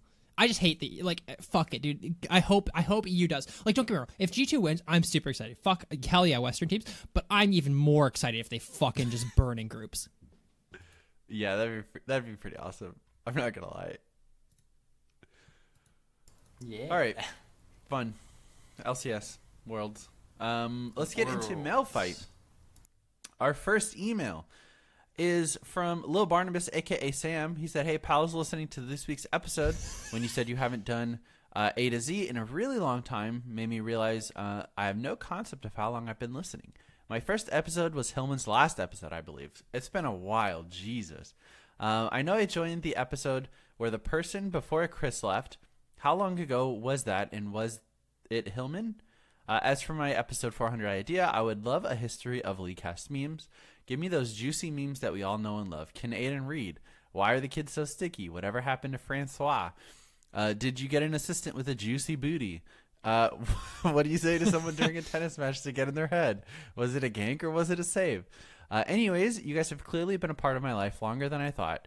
So I just wanted to say thank you, and that I'm glad I'm a patron and have exclusive access to the Patreon lounge. Probably one of your oldest current fans, Lil Barnabas, aka Sam. Thanks, Sam. And if you would like to get exclusive access to the Discord Patreon lounge, you could do that by becoming is that a $1 supporter? It's a $1 support for a price of $1 a month? For the cost of 16 cups of coffee. Nick, so Just I don't kidding, understand. less than I don't that. understand something here. Can you figure this out for me? Yeah. So our last episode currently is at 3,809 downloads. Mm-hmm. Why don't we have 3,809 $1 patrons who get exclusive access to our Patreon lounge? Can you explain that to me? Well, unfortunately, the word exclusive means somebody has to get left out. So I think the question is, why don't we have only one person who isn't allowed in but still giving us $1? Yeah, give us $1, and then you can come to our Patreon lounge where you have like super cool things. You have like mints, hand towel, like warm nuts. Yeah, we have really nice classy Towelettes. music. The ambient lighting is great. A long time ago, I posted all of my college essays that you could read. I posted That's mine pretty too. sweet. It's pretty cool. You can ask us you personal should go questions. back and pin those, by the way. Yeah, I did Put pin my them, by nudes the in the patron lounge. Did you pin them? I did, just for you, because I felt weird about posting mine without reposting yours. You know what I mean? Oh, okay. I I saw pinned yours to see you. Yeah, I saw you pin mine, but all right, cool. Anyway, I believe Hillman was the last one to leave before It was Chris. Henderson, I believe. Henderson left way before that, I thought. Are you sure? I feel like we were doing a 4-man show with me, you, Henderson, and Chris. Maybe. I'm pretty sure. That sounds right too, actually. I can't remember. And then we had some Discord stuff going. Yeah, and then it was the three of us for a while. Yeah, And that's why I think, at least. But Yeah, and then it was the new four squad with Colton, Chris, Aiden, and I, and now it's us. Papa Chris is filling the coop. A history of LeagueCast memes. I feel like that's a good idea, but I think we would need to like come up with a list and go through the ones that we forgot. Because honestly, kind of forgot about Francois and the secretary competition that he had with other people. Like it's not that like you remember it once somebody says it. But just pulling all of these memes out of nowhere, it's tough to remember. You'd have to like dig through and listen to a bunch of the older episodes and find them. Maybe Whoops. Maybe Tried to click on the Patreon lounge. Went to the other one. Yikes. Maybe we could do that as like a patron thing. Like you go back and like, or even if we had like do like a form of just what are some memes you remember, and then we dig through and try and find some old ones, or just do like a little archive of it. I think that could be interesting. Hell yeah. Yeah, maybe we could do that. Nice. I think that was And you'd it. have exclusive access to that if you were a patron. For $1. $1. Nick, what do you use your last dollar on this month? What did I use my last dollar on? I think on a haircut.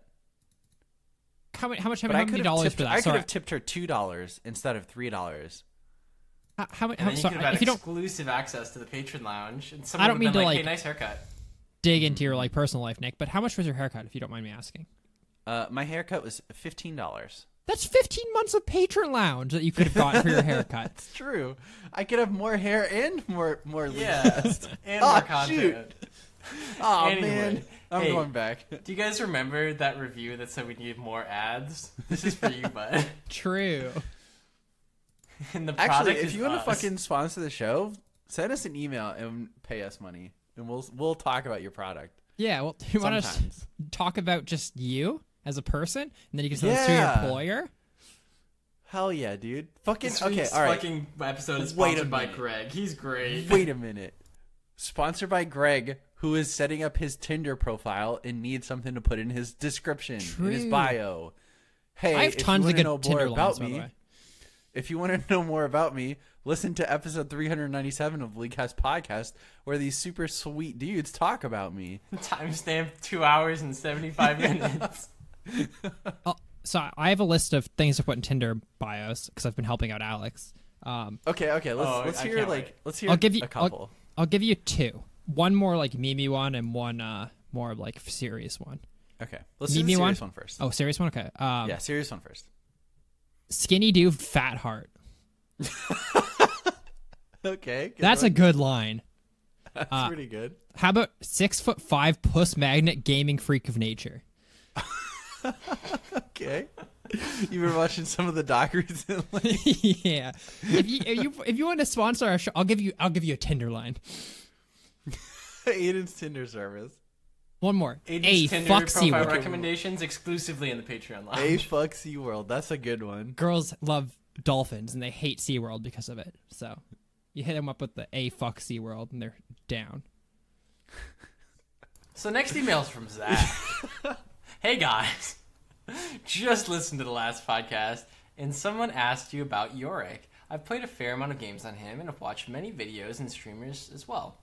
There is a Yorick build that's been really good and I still use it today. The build starts building 3 Doran's Blade, which gives you sustain, and then you go Death Dance and move into typical AD tanky items. There's a video on it and it's still super good and hard to counter. He goes on to say, super excited for Worlds this year. I'm hoping for an SKT versus G2 final, but it all depends on craps or claps, so it's going toss. Who are you guys mostly pulling for to make it to the finals? I'd love to see C9 because Sneaky deserves it, but I'm not sure how they'll fare against higher competition outside NA. Keep up the great work, boys. Zach. Well, let me jump in here really quick. Here's another fucking thing about the G2 thing. So I forget whose fucking chart it was who like did the rankings for like the groups, right? And someone put fucking Griffin above G2. They went Griffin, G2, Cloud9. And then I think it was LS. And then he had a second chart where it's like, if Chovy plays poorly, I can put G2 above Griffin, right? And everyone's like, lol, putting Choky above G2, lol, Choky, right? Because he has the meme that he chokes in like playoffs and shit like that. Fucking Caps has the meme. His name is literally Craps. Craps, yeah. Like, you can't fucking do, like, what do you mean? Like, there's, dude, just fucking flooding of G2 flares in this, like, post where it's just like, lol, Choky. Your mid laner literally has the exact same fucking meme name. It's unbelievable. It's unbelievable. I fucking hate G2 fans. I hope they win, though. Or burning groups. But also that they don't, yeah. I hope they get first or last. Drown in pools, burning groups. Hope they lose to Gigabyte Marines. But they won't even play. I'm pulling for that Sweet Mammoth team. I can't remember the name of it, but they got that really cool elephant icon. Yeah. So That'd That'd be be sweet. that just sounds like a fun game to play. It's like get someone who knows nothing about League of Legends and be like, fill out your bracket just based on the icons. Ooh, you know what we should do? We should fucking fill out a bracket based on which mascot would kill the other mascot in a fight. Yeah. Hell So like yeah. it would be 3 letters. It would be the oh fuck. I can't like G2, they get the samurai versus the elephants, dude. That's a fucking True. tough one. How many elephants we Do all teams even have mascots? Like, what's Cloud9's mascot? A cloud? Cloud. They fucking lose. Indestructible. They should have picked better ones. Alternatively, the most destructible. What is SKT's mascot? Just a giant corporation? SKT mascot. It is. What? Hold on. I think That was the best this is It's response I've fucking ever way Bunky. too seen. fun. It's Bunky. It's Bunky. Bunky, the SKT mascot. Okay, I think we for argument's sake, we should argue that there's 5 of each, right? Because it's League of Legends. So 5 Bunkies versus, let's say, what's Fanatics? Oh my god! Wait, I'm so hyped to do this now. This is content. Is this the best thing we've ever done? I cannot wait to do this as an episode. Is this a But patron exclusive episode? The gonna Knights doesn't have have a mascot. I guess they lose then. They lose. Okay, yeah. RNG. RNG mascot. RNG. Are we looking up every team right now? No, we're just getting Just in that group. just an idea. Yeah. Oh, okay. RNG. Wait, they have a. I don't know if this is their mascot, but they have a giant fucking panda that has an RNG sweater on. Would you count that as their mascot? Is this guy? Yes. I think we're gonna do it. Yeah. Yeah, So that's panda right. versus Bunky. 5 pandas versus 5 Bunkies. Bunky's indestructible, dude. I've Fuck, heard dude, legends that's of tough. Bunky. Dude, Bunky, look at those eyes. Bunky has dead eyes. Yeah, but the panda's eyes are camouflaged. You can't see them. Bunky, you know exactly where his eyes are. That's a weak point. I can't wait Holy to do shit. this. This And then is it's great. Clutch. Fucking Clutch right. is like the last one, right? Clutch. All right, yeah. Does Clutch have one? Clutch game. Because right now, we're gonna say Bunky 1, Panda 2. the closest thing Clutch has to a mascot is that they have the Rockets mascots. The Rockets, the one on the left. Let's just say Rockets. Yeah. Let's No, just but- say 5 Rockets versus 5 Bunkies versus 5 Pandas. True. I think think it's gonna Bunky come down wins. to who. I think it's gonna come down to who the Rockets hate the most. Is Because Bunky the Rockets are gonna kill championship title themselves, right? listed? Well, What? two people get out of groups. I think Bunky gets out of group for sure, and then I think honestly RNG gets out of group. Bunky and Pandas. Yeah, Bunky and Pandas. Yeah. All right, you It heard it here depends, first. SKT RNG. Is Bunky title listed?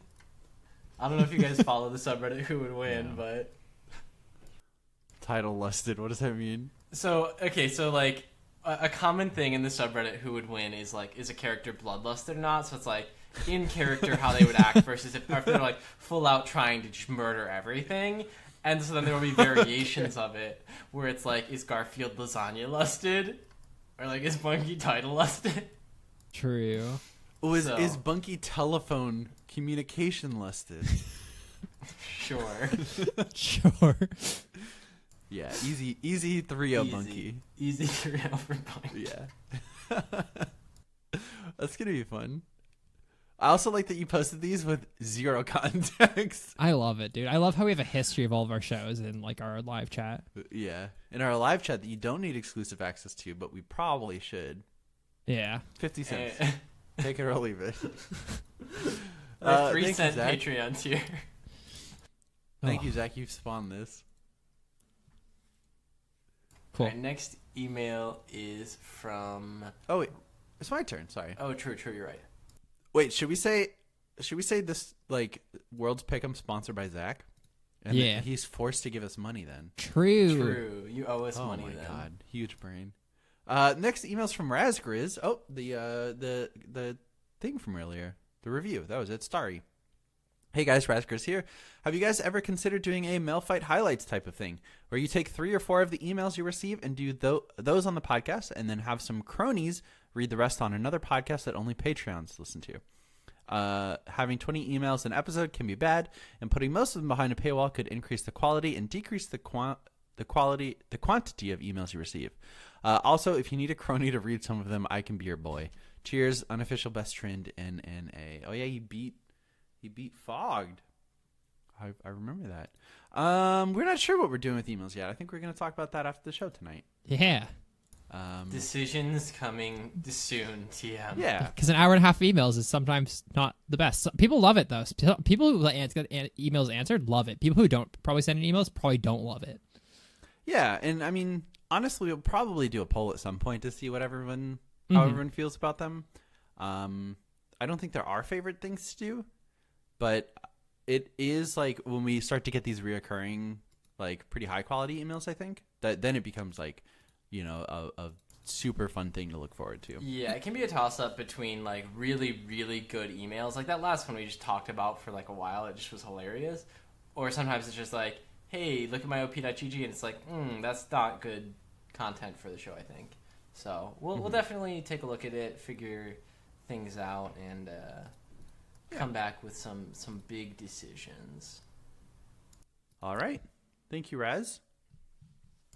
Up next is from I'm a Fishy. Or I'm a Fish. I don't know. There's an E at the end of it, so it could be just I'm a Fish. Hey, I'm a Fish here. This time with a very late response. I found the most sleeper OP jungler of all time, not clickbait. Have you ever wanted a champion that can carry games, doesn't fall off, can imitate an AD carry, shreds tanks, pops assassins and squishies, has dashes and CC, survival tools, ranged kiting, superior scaling, room for outplays, objective control, dueling power, teamfight ability, insights into your jungle matchup with a low ban pick rate, and is a little forgiving while rewarding skill and practice? I wanted that, and I found it. Kindred, the most underrated jungler. I lost my first 7 games in a row. Underrated. Full stop. Now I pop off like a maniac. Full stop. I had more damage than both teams' AD carries combined in both champions and objectives, with more farm, kills, assists, etc. 3 games in a row, and I actually had fun. I was actually maining Nunu before this, but transitioned away due to his team-reliant playstyle. Now it takes 5 auto attacks, full build, to kill any character if I have 10 marks. Ain't that a little nutty? Especially when I played against an enemy Nunu and killed him solo in less than 3 seconds, and proceeded to get a quadra kill in their base with no team. Hashtag 1v4. Would highly recommend it if you're looking for a new main, one that will scale and climb out of plat.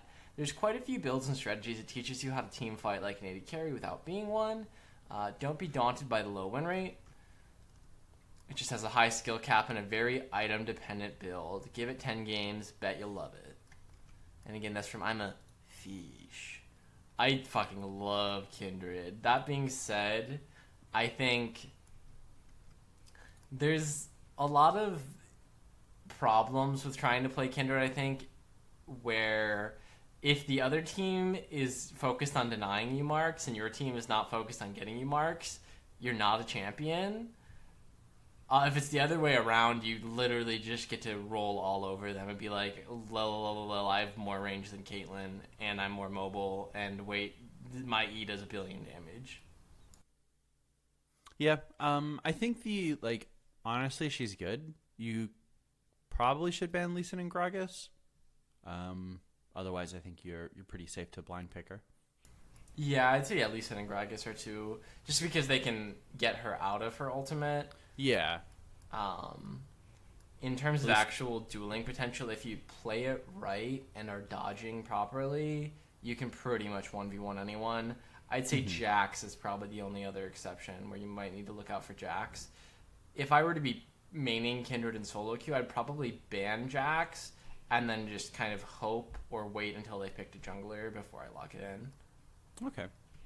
Just because, like, a good Lee Sin ult or a good Gragas ult can really counter your ultimate, a Jax, there's really nothing you can do if he gets ahead. Counters are like a whole champion. Yeah. Counters an entire role, honestly. Yeah. That being true. said, I do think one of Kindred's biggest strengths is how versatile her build is. I think you still always want to go press the attack right now. I think that's the best build on Kindred in terms of Rune's masteries, but you can go a much tankier like Black Cleaver setup. You can go full crit. You can do on hit. I don't think it's great. Or you can do, again, like you can do a super tanky build where you just get like 1 or 2 damage items and then like GA and stuff, or you can go a little bit more heavy on damage. You go like a Black Cleaver and a Frozen Mallet. There's a lot of options, as well as the fact of like attack range scaling is a nutty thing to have. If the game goes late enough, you just become insane. So yeah, I love me some Kindred. Maybe I'll try and get some stream games of Kindred out there soon. Well, thank you, Fish. Thanks, Fish. Next, the email's from Paul, and he said, "Hey guys, super love what you guys offer podcast-wise, such as patch breakdowns and cheese pikes. I ain't gonna ask you guys to tell me what my highest win rate on OPGG is to improve, since I don't play the game often enough. And when I do, Luxor Zyra, baby. But I am here to ask a question. You guys touch on the pro scene from time to time, and I enjoy your guys' opinion, especially when you step out of the NA to offer insight on EU. I was wondering how long you guys have been actively watching pro scene, and if you had a favorite team from any era. Example would be that 2013 Dignitas for myself. They made a huge impression when it came to personalities and a spectrum of the community. Also, welcome to Texas, Colton. If you ever want to feel bad about Smash Bros, Tourney Locator is located out here in Dallas and has been an eye-opening experience of how casual I am. They offer Melee Ultimate and Project M.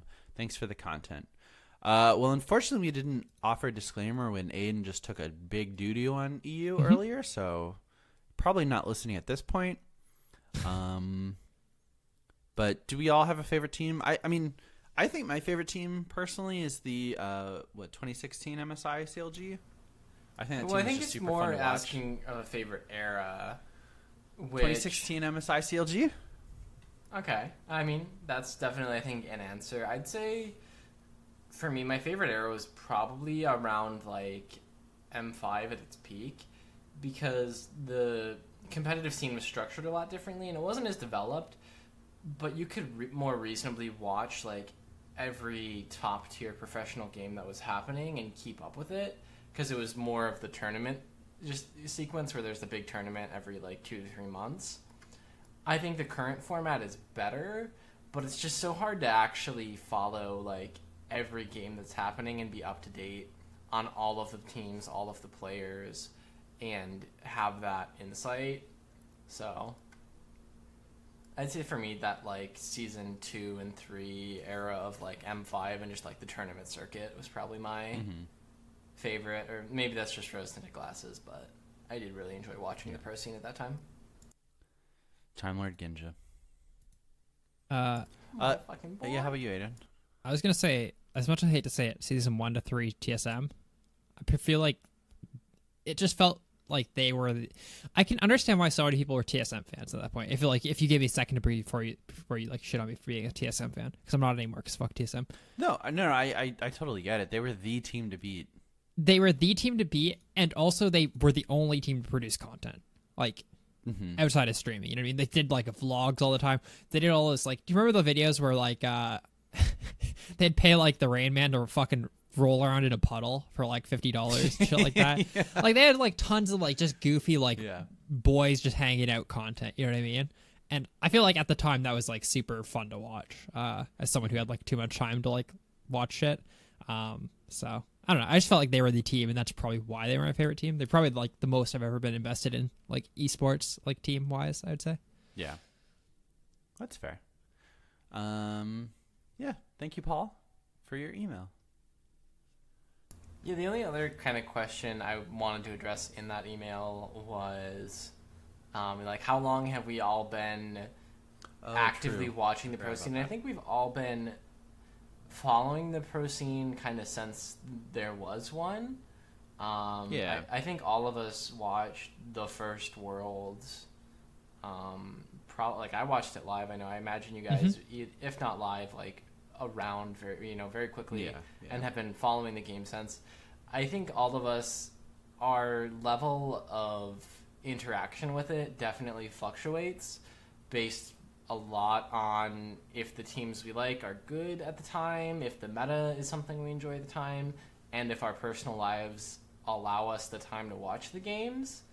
I mean, there have been splits where I watched every single LCK game, start to finish. There have been splits where I maybe only watch 2 or 3 games from playoffs before Worlds. And it definitely varies, but I think we all do try and at least keep a little bit of a line in on the pro scene in most of the major regions, mainly so we can, I think, talk about it on the show. And we are interested. It's just a lot of content to cover. If you're trying to watch every game that happens between LCK, LPL, LCS, the EU scene, like Taiwan, Oceania, Brazil, Turkey, like there are so many games happening.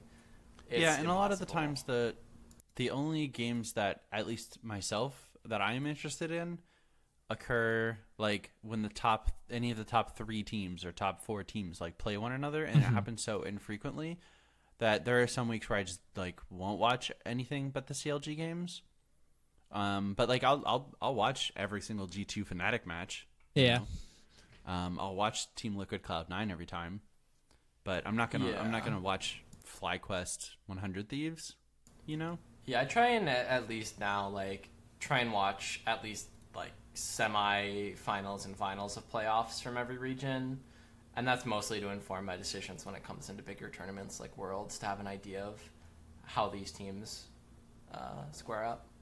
So anyway, again, thank you for the email, and we're going to move on to the next one, which is from Al.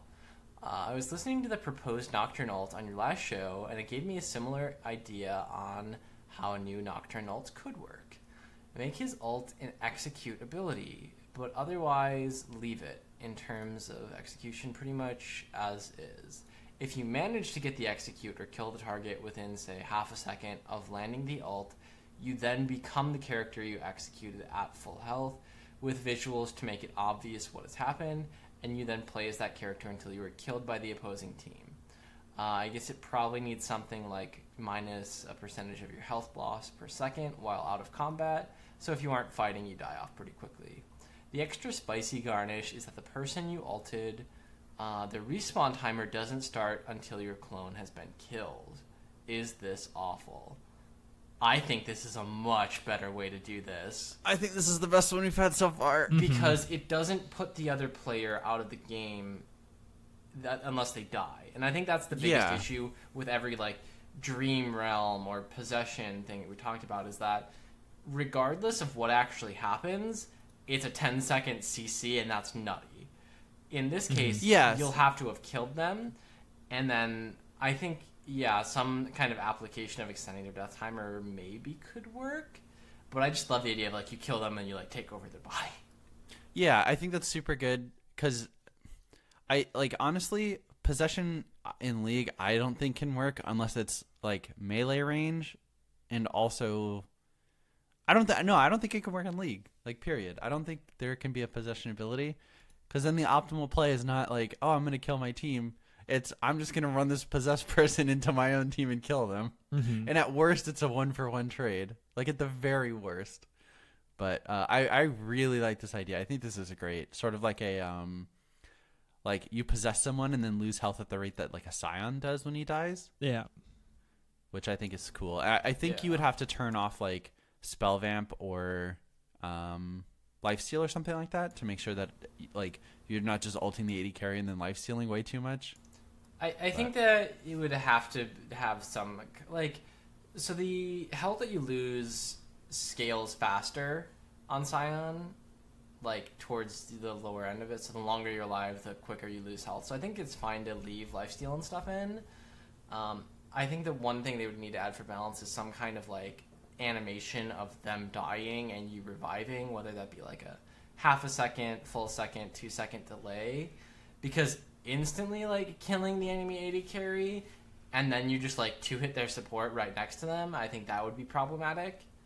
Oh, wait a minute. Okay, You execute someone, and then any kills you get after that, you inhabit the new body. Oh, That'd be Holy pretty fucking shit! So it's cool. like a fucking, it's like a possession reset. Oh man. either that or like it extends your timer, one or the other. Yeah. Fuck, dude. Though I do think it'd be really fucking cool if you like killed somebody and then took over the next body. Yeah. You and leave like your that husk one didn't. behind. That one didn't have the animation, so you just see like this line of Nocturne dust shoot over to the next character. That'd be sweet. That'd be so cool. That was Good I think that's the email. best one we got. Thank you, Good Al. email, Al. We Yeah. appreciate that. This is why we listen. This is why we read all 20. Next email is from Burning Fear. He says, "Hey guys, Burning Fear here. Long time, first time, etc. I am very positive that we've heard from you before. At least you're active on the Discord or something. Normal answer for the roundtable question. For which surprise power pick do you expect to see at Worlds? Kog'Maw, he's underrated, especially with the overpowered passive of doing damage after death. Memes aside, it seems like he's climbing his way back up to relevancy. Thoughts? And the meme answer, full AP Malphite jungle, as recommended by the #1 League of Legends podcast, hosted by Nick the Play, your highest win rate to climb Cooper. Question, I find myself not terribly motivated to play ranked these days. In past seasons, I'd climb to Plat 5 and stop there, just to get the border. Last season, I stopped at where I was placed because I didn't see the point in climbing. This season, I didn't even finish my placements. How do you stay motivated to play ranked? So first answer, Kog'Maw, I think is sort of the like de facto counter to Kaisa, who is very strong at the moment, so I would not be surprised if we saw a lot of him. Malphite jungle, I could see maybe in the play-ins, but probably not any point after that, unless it's a game that like doesn't matter. It's tough because I think against really good players, it's not as good. Yeah. But I wouldn't be surprised if we saw a game of it in the play-ins, or maybe in a game that doesn't matter, like between a 3-4 seed that's already eliminated. Yeah, exactly. And then, how do we stay motivated to play ranked? I don't play ranked. You see, when your personal self-worth is reliant on how many points you have. No, I feel like for me, it's just if I still want to play League a lot, and my default game mode for that is solo queue. Especially because a lot of times I'll want to be playing and nobody else wants to, or they're doing other things, whether it be that I'm up at odd hours because I don't have a job and I'm up at 3 in the morning playing ranked games, or hey, we already played a bunch of games tonight but I'm not done playing League, so I'll just flip back to solo queue. In general, it's just that like I still enjoy League of Legends and want to play the game, and ranked is the game mode that I choose to do that in. So Yeah. I mean, currently, like, I'm 5 days away from demoting. My ranked goal is diamond every year. I'm half hoping that I get stuck in gold one year, so I don't have to live up to that goal. Because I feel like I play a little bit and then get demotivated once I get to the very bottom of diamond, and then never play anymore. And that's happened for probably 5 years now. So, I mean, like, you don't have to play. I think, like, if you're interested in continuing the game, you should at least get placed. And if you have the capacity to get to gold, you probably should grind for it, just because you won't demote, and you'll also get the like limited time victorious rewards. Because that's not something you can go back and get or spend enough money to get. My biggest League regret is that I wasn't good enough to get Victorious Jarvan, because I think that's a fucking sweet skin. Did you know you can't demote it to plat now? Like, you don't. There's no demotion in plat anymore. Like decay in plat. Really? Yeah, I didn't know that. I learned that last week. I thought it started in plat, but it used to. It used to only be like if you were gold, you wouldn't decay. But now, if you're plat, you won't decay either. You can be plat 1. High and elo decay. problems. That's crazy. Well. Interesting. But I mean, that's what I would do. Is if you have the ability to get to gold relatively easily, and it sounds like if you're getting plat, you do. I'd get to gold, because it's going to take you maybe 20 games, and then you've got that for the rest of the season. Yeah, and I'd say just in addition to that, and I think, Nick, you kind of covered it in a roundabout way, playing ranked and getting a higher rank is not the only way to play this game. Yeah. You know, you can play it just for fun playing normals. You can play it just for fun playing ARAMs or TFTs. Like, climbing the ranked ladder is not for everyone, and you shouldn't let the fact that that's, you know, like, it is a competitive game, but, like, not everyone has to play it competitively to really enjoy it. And I think any traditional sport, you can see that, like, there are so many people that play sports, video games, you know, esports, whatever it might be, just for the fun of the game. And you don't need to care about rank if that's not something that you care about, right? Like, you don't need to put value on it if it doesn't have any for you. You can make that choice to not care about ranked, and there's nothing wrong with that. Anyway, True. Next email from Pards says, "Hey guys, been Wait, listening." Thank you, Burning Fear. Thank you, Bernie Fair. Next email's from Parts.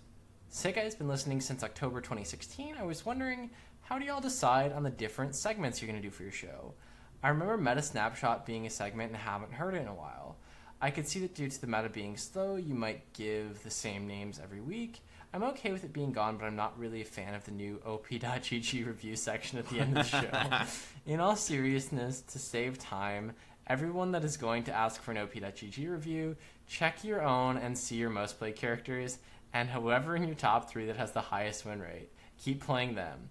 Also, I did put it in the Discord, but I'm down to do some VOD reviews for people if they DM me a replay.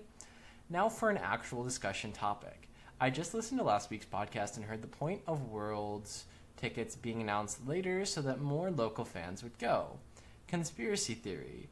Pards believes it is Riot Games trying to bring a home field advantage to G2/Fnatic in hopes someone will dethrone the LCK or LPL.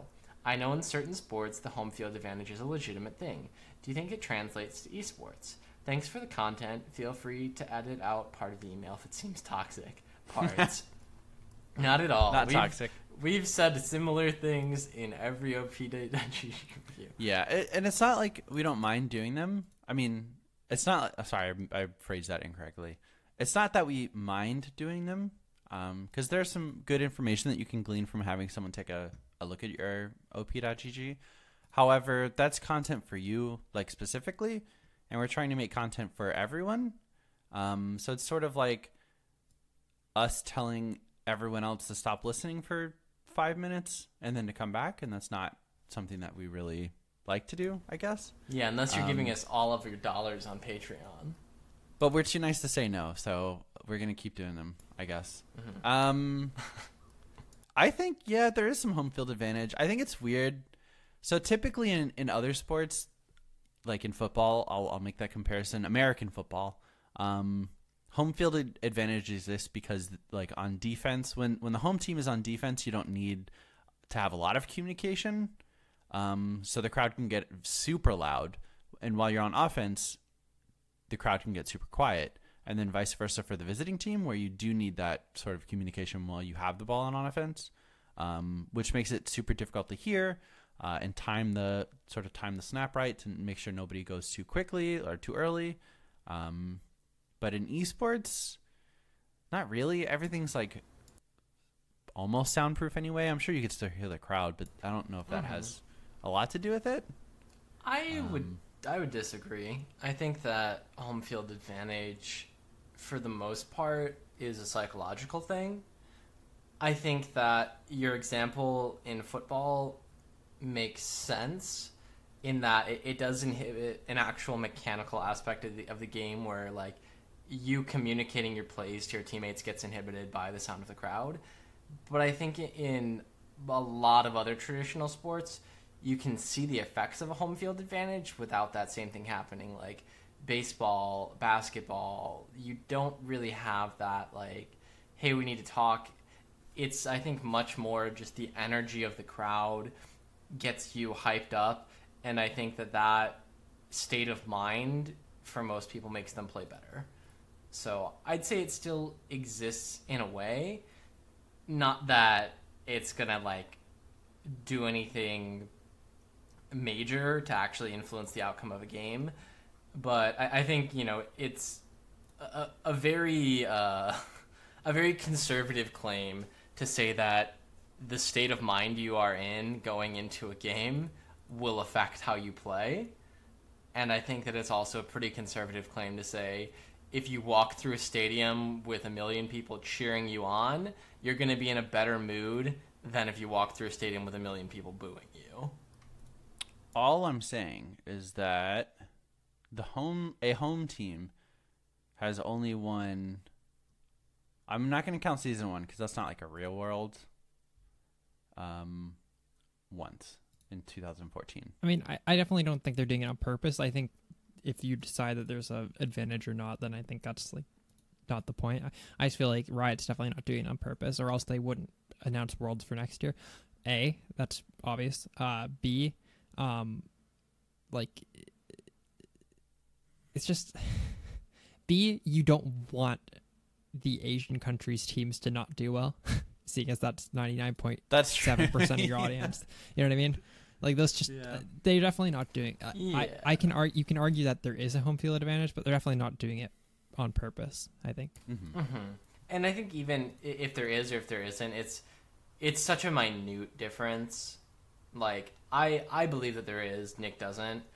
But even if I really want to like argue hard, it's like a plus 1% buff kind of thing, where hey, the better team is still gonna win. That's just how it is. Yeah, it's just how many, like, per professional player, there's got to be, like, at least, let's say, I don't know, conservatively 5,000 League of Legends games. And I think adding crowd noise is, like, not going to change that too much once you get inside the game. Mm-hmm. It would. I think there's definitely something to be said for, like, okay, this is the first time like they're playing on the stage at this Worlds. Like I'm sure if SKT comes out and everything's super loud, their first couple games might look a little shaky, but I think then they're gonna get into the swing of things, kind of muscle memory their way back into realizing that it's just a League of Legends game, and then sort of like kind of negate that. Mm-hmm. But I would say it definitely exists like on the surface level at the start. But yeah, and a lot of these players are all veterans by the time they get to Worlds, right? So that like the influence how many of games the crowd has Faker stops. played? Yeah, like the influence of the crowd lessens over time. Yeah. And again, typically all the teams at Worlds are veteran teams with players who have been in high pressure crowd fueled scenarios before. So while it does affect their mental state, it doesn't do a whole lot at this point. Like the crowd booing or cheering for Faker at this point, like, hey, yeah, see you guys next year at Worlds when I win again. Yeah. Or like Doublelift Faker have probably played at least 50,000 games each. Mm-hmm. And a large portion of that would be in front of a screaming audience, you know? It's crazy how long League's been popular. I was just thinking when you were talking about Faker, like how many games he's played, Nick.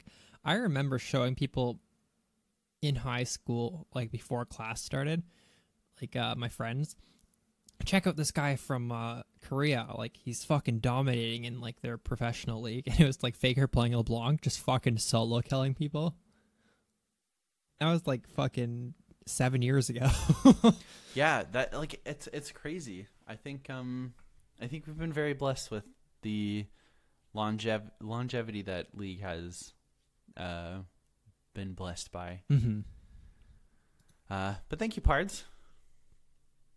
Next email is from Keg. He said, hey, Leaguecast, Keg here. After missing a week, I am back. Don't think I've forgotten to haunt your show. This week, I wanted to ask you what you think about control mages like Ziggs and Vel'Koz.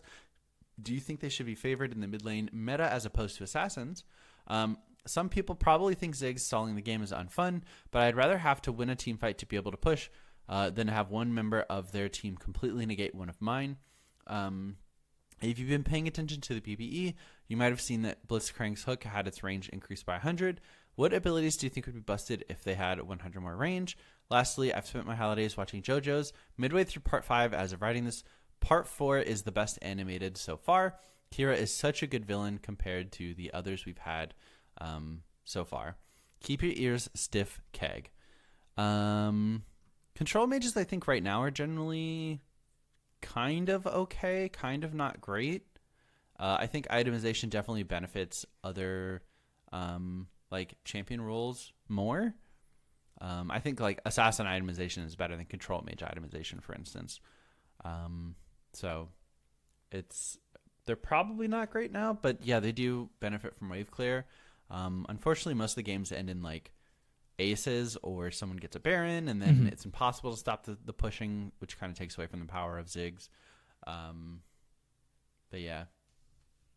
What abilities do you think would be busted with 100 more range? I was trying to think of like a meme of a character that they reduced an ability by like 100 range and just became unplayable. How about any champion's auto attack? I was gonna say any yes. melee character, any melee ability. Yeah, that's true. I think Malzahar Malzahar ult. Gangplank shoe. Gangplank shoot. Gangplank Q, yeah. I think Malzahar ult would be a good one. Yeah. Just because that range of like you cannot pass here would go up so much.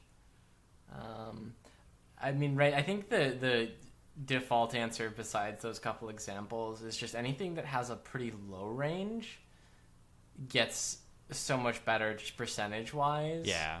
Right, when we're saying numbers. like any melee ability, add 100 range to it and it becomes insanely good. Skarner ulti. Yeah. Thresh Yeah, it's Flay tough. from our live chat, that's a good answer. Thresh Flay is a good answer. That might be the best one, actually. Yeah, Thresh Flay. Poggers. Scion Q. Scion Q, Jesus. But it has to keep the same speed. Or no, it has to get faster. Keep the same time. Yeah, part 4 is definitely the best animated. It's the most recently animated, with the exception of part 5, I suppose. But it also has a like Part a special... 4 came out before part 5 and fucking after stupid. part 3. But I mean, like that, like it helps, right? As like you start to get more more familiar with the Iraqi style, Yeah, no, you would get better at drawing it. Yeah, I just think it's funny.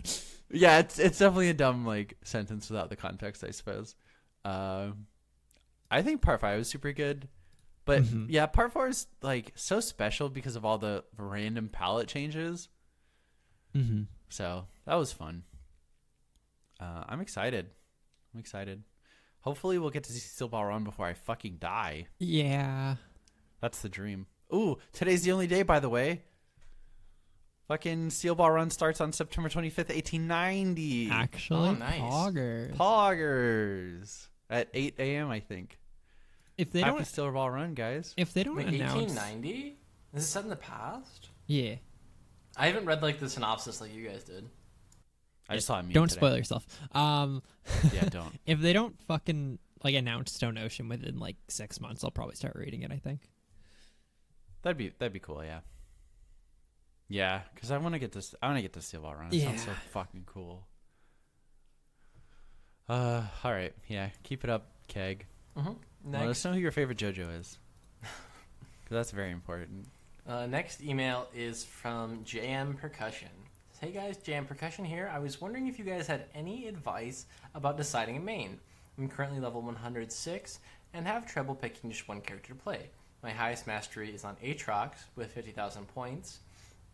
My next two highest are 30k and 20k. You don't tell us who they are. I like to swap around characters to give myself more of a variety while playing, though I believe that is holding me back from climbing. Thanks in advance for your help. JM Percussion. P.S. Here's a picture of my good old doggo Lucy, and it's a JoJo meme. It is. You fell for my trap. I clicked it earlier because I was like, "Oh, a picture of a dog. That'll cheer me up in the middle of the show." I did too. Cheered me up in other ways. True. So I mean, I think that we've gone through it many times. Like, one-tricking a character is probably the easiest way to climb, but also this is a game. It should be fun. So if you prefer to play more characters, you can do it. You're just negatively impacting your ability to climb. Well, there's also like other benefits to not one-tricking that we don't really touch on. I think one-tricking is a very good way to almost like pseudo-inflate your rank. Because you are getting like, I do think you become a better overall player if you are playing a handful of champions or more than that, as opposed to just playing one. because then you start to approach the game from only one perspective.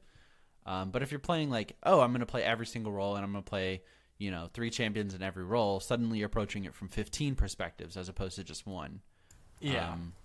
But it depends on what you want to do. I mean, I play a bunch of characters. Colton plays a bunch of characters. Aiden has been playing a lot more characters recently. Poggers. There's also a fine line between diversifying your pool and one-tricking and playing everything. Diversifying and diluting it. Yeah, I think that's a really good way to look at it. So Yeah. if I play... There was a good time where I would play Kha'Zix or Rengar, and then maybe Shaco if those were both non-available. I played 380 assassins in the jungle, which means that my overall perspective from game to game, my planning can be very similar, while also not having to worry about somebody banning my character, picking it away, or picking a counter, and me just being completely fucked that game. And I think in general, if you want to have, chances to play more than one character, that's a really safe way to go about it, is to pick something that's got some diversity. You can pick high-range kiting 80 carries, and you can, work with Caitlyn and Ashe and, Tristana maybe. Or you can be I want to play assassin mid laners. And then you have a pool of characters that are all similar to some degree, but still mix it up enough that you can feel like you're playing different characters. So that's one thing to consider, I'd say. True. Thank you, JM.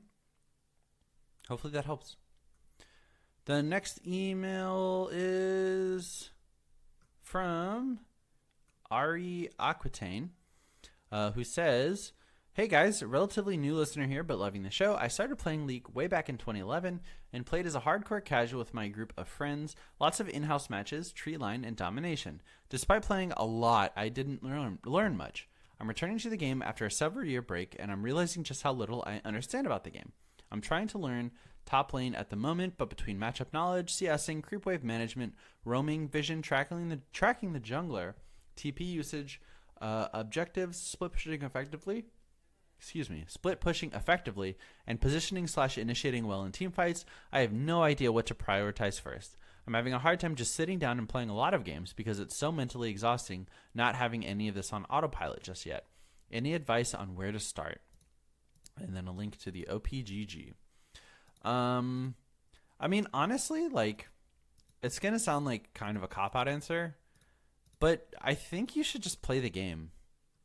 You shouldn't worry about having it on autopilot yet or becoming the absolute best that you can be. If you've taken such a long break and you're coming back, just have fun. Just play champions that you want to learn. Try everything out.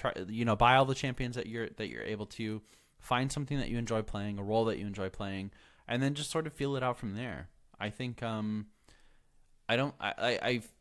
feel like this is a tough position to be in. That you've sort of had this stuff on autopilot in the past, and now you have to sort of come back to it without that knowledge. But you know where you should be, and you should just take your time getting there and just enjoy the journey.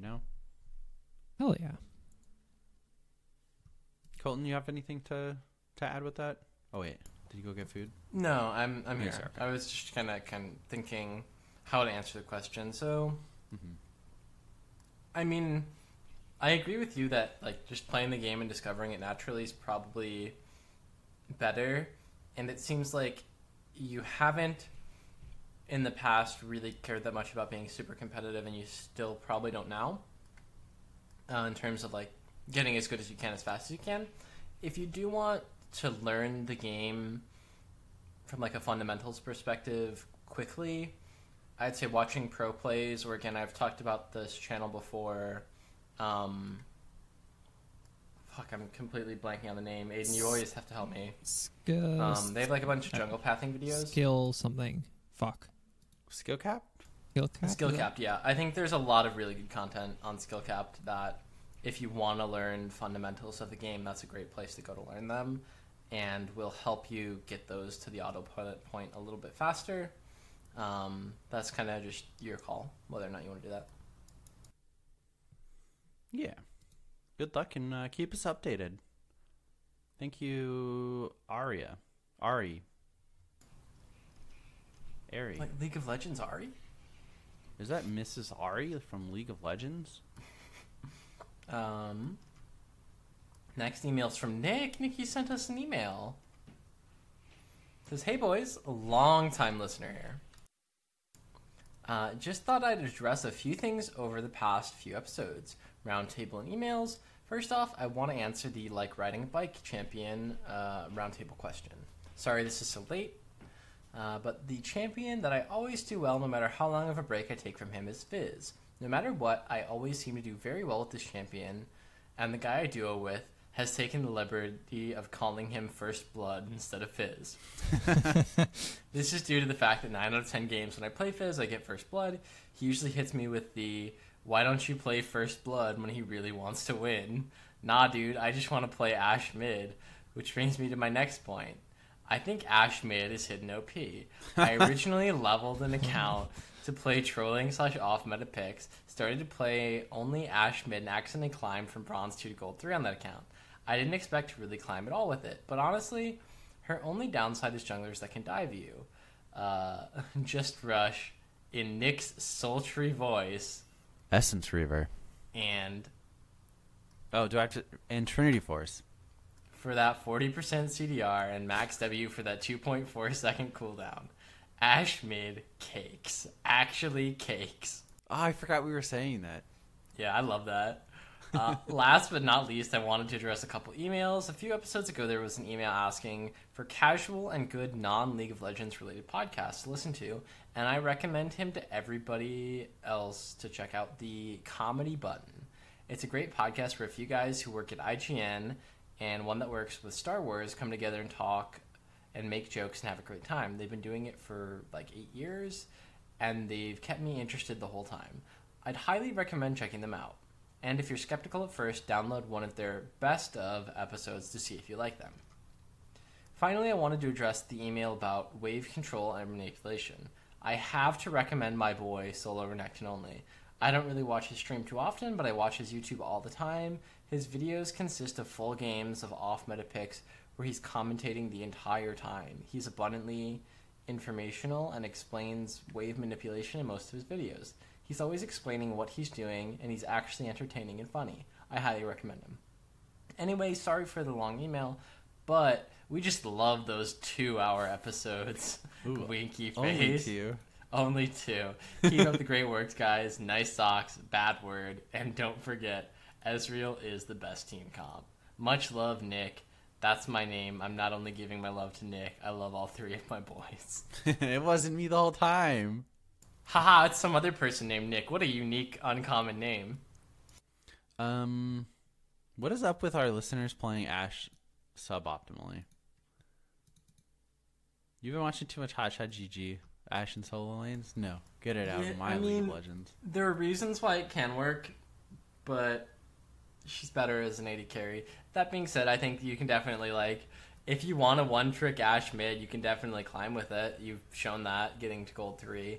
I imagine your actual rank is probably, like, upper plat. But, yeah, in terms of Fizz being I think Fizz is a pretty good, like, riding a bike character. His combos are pretty straightforward. Yeah. He hasn't changed too much. So, yeah, thank you for the answers and the recommendation of the Comedy Button podcast, as well as And Solar Solar Renekton only. He's not the toxic one, right? That's the other Renekton guy? I think so. Renekton top only, is that him? I don't know. One of them is toxic, I think. I don't know. No. Thank you, Nick. You're welcome, Nick. That was just a very funny joke that you guys can have for free. I'll take my charge back. Thank you. Next email's from Scott. He says, hey, I need jungle tips, please. Hello, I've thought a few times about writing into your show for this reason, but never felt it quite was valid. But anywho, I love the show. Have been listening to 6 months now, and it helps my day go by at work, listening to the show while driving. I've been playing for about a year or more. I'm a Nunu jungle, Urgot, and Anivia. I want to get better with Nunu. I think my best jungle game is with Nunu, but need tips, please. Help. Please help. Even so, if you could recommend a jungler similar to Nunu with fast ganks and scuttle control, thanks. My question may be a little broad, so please feel free to ask me to rephrase if need be. Thanks, guys. Agent, that was probably way too much information to give out that I shouldn't have read. I'll remove it. Don't worry. You can tell we're past the 2-hour mark when you read out all of it. I recognized it. I even made a note of it when I was copying this email. I was like, oh, I probably shouldn't say that. And then I just did it anyway. P.S. I transferred from NA to EU for a better ping, but the game seemed terrible. That's because EU, a bad region, right? No, that's NA. Right, guys? NA bad, Oh, EU shoot. good. Oh, wait. NA bad, EU good. There's the title. NA solo queue bad, EU solo queue better. So Aiden or Colton, the resident jungler, how does he get give us like a couple generic jungle tips and then a couple specific Nunu tips. Okay, so jungle tips in general, it's really hard to give the broad perspective other than like anticipate where the enemy jungler will be and plan accordingly. Jungle is really much more of a mind game than a heavily mechanical thing, except for when you get down to actually like dueling and fighting with the enemy jungler. But especially with characters like Nunu, it's all about the pathing and being in the right place at the right time, understanding where you can gank, where you can control objectives. So some things to look out for. If the opponent ganks on the opposite side of the map, you basically get a free pass to either counter jungle or take an objective on the other side of the map. So they gank top. Regardless if it's successful, that means you should get a free dragon. Now, that's not always going to work in solo queue because maybe your bot lane just lost a 2v2 or they're getting shoved in and so is mid. But a lot of times you can make that happen. As Nunu, you should be focusing primarily on getting a lot of ganks off and getting particularly one person ahead. Typically, I'll camp the shit out of bot lane as Nunu and get my AD carry ahead, especially because that also means I can control dragons. Characters like Nunu to play in the jungle, so you want like low econ tanks who can gank a lot. I think other characters that are similar, you could play like a Maokai, you could play a Jarvan. Sejuani is a great one. Gragas, if you play him tank, but most people play him AP right now. Trundle is good. Like, there's a lot of just like tanky characters with pretty good objective controls, safe, clear. But really, if you're playing Nunu and you're farming the jungle most of the game, you're doing something wrong. You should be almost always in a lane, ganking and getting plates in the early game, and then transitioning that into objectives late game with your Q Smite. So, hopefully that helps. If I do stream more, he's one of the junglers I still am playing right now, so nice. Might be able to see some of that. Thank you, Scott. Next email is from Speedy Spikes. It says, hey guys, just watched the play-in/group stage team draws, and there's a lot going on here. I started following LCS last year as a Cloud9 fan and have been watching more of the other regions this year. I'm super excited for all the groups now that I have a feel for what most of the teams bring to the table. A couple hot takes. So first one, if Clutch makes it out of play-ins, then Team Liquid will not make it out of groups. I'm sure Splice and Damwon will also make it out. If all three of them do, then Splice and Damwon will have to go to groups B or D. I'm going to say that Group D will have the pleasure of getting Damwon. IG will enact their MSI revenge and get first in Group D, and I can see Team Liquid tying for second in their group and losing the tiebreaker to Damwon, fulfilling the ancient prophecy that Doublelift will never make it out of groups at Worlds. Next hot take. Cloud9 will mirror their performance last year, struggling in groups day 1, then going ham on day 2. Although G2 and Griffin are definitely better on paper, that was the case last year in Cloud9's group. But I say Griffin struggles on day 2, and G2 has some missteps that allow Cloud9 to have a chance. C9 adapted so well after day one, and I keep hearing from the C9 camp that they always have to show some of their unique strats in the play-in. That they always have to show them, okay. This year, they can keep some of those strats secret until needed, i.e. day 2. Next take, the winner will come out of Group C, also known the Group of Death. I think that one of these teams will win it all, and I am willing to say that it will be the second seed out of groups. I look at SKT, Fnatic, and RNG and see them all able to compete with the favorites of the other groups. So the number 2 team will upset their opponent in quarters and finish strong, similar to IG last year. Love to hear your thoughts, Speedy Spikes. Yeah, I think we kind of talked about that earlier, where we have pretty similar thoughts about it. So yeah, I think we've answered all the questions that he. Yeah, I that he feel had, like we or talked topics about that it he brought up. ad nauseum. Yeah. Thank you, Speedy Spikes. I do think Cloud9 is always a team to watch out for internationally, though. I guess we didn't talk about that. Yeah, upset G2, please. Yeah, please upset G2. God, if NA upsets G2, nut. Hey, I want Spikes. Cloud9 and Griffin to get out of Group A, upsetting G2, right? And then in Group Yeah. C, the only reason Fnatic doesn't get out is because Clutch takes one game from them. Oh, yeah, that'd be sick. Clutch I brings want them down. Cloud9 to upset G2 and then have people say that it's because that they were boot camping in EU solo queue. True. It's because they were boot camping in Classic WoW. That was a very funny G2 tweet. You guys didn't laugh at. Next make our email's from Matthew. Sorry. What? I was going to say, like, really quickly, not to make our show any longer, but a quick little thing that I was, like, thinking about a couple days ago. When do you take the, like, residency out of the factor? Like, for example, everyone says NA's full of imports, which isn't not true, right? But look at Impact, I think, is a less good example, but, like, even Bjergsen, right? Or Jensen, right? Where Impact and Bjergsen have played 5 out of their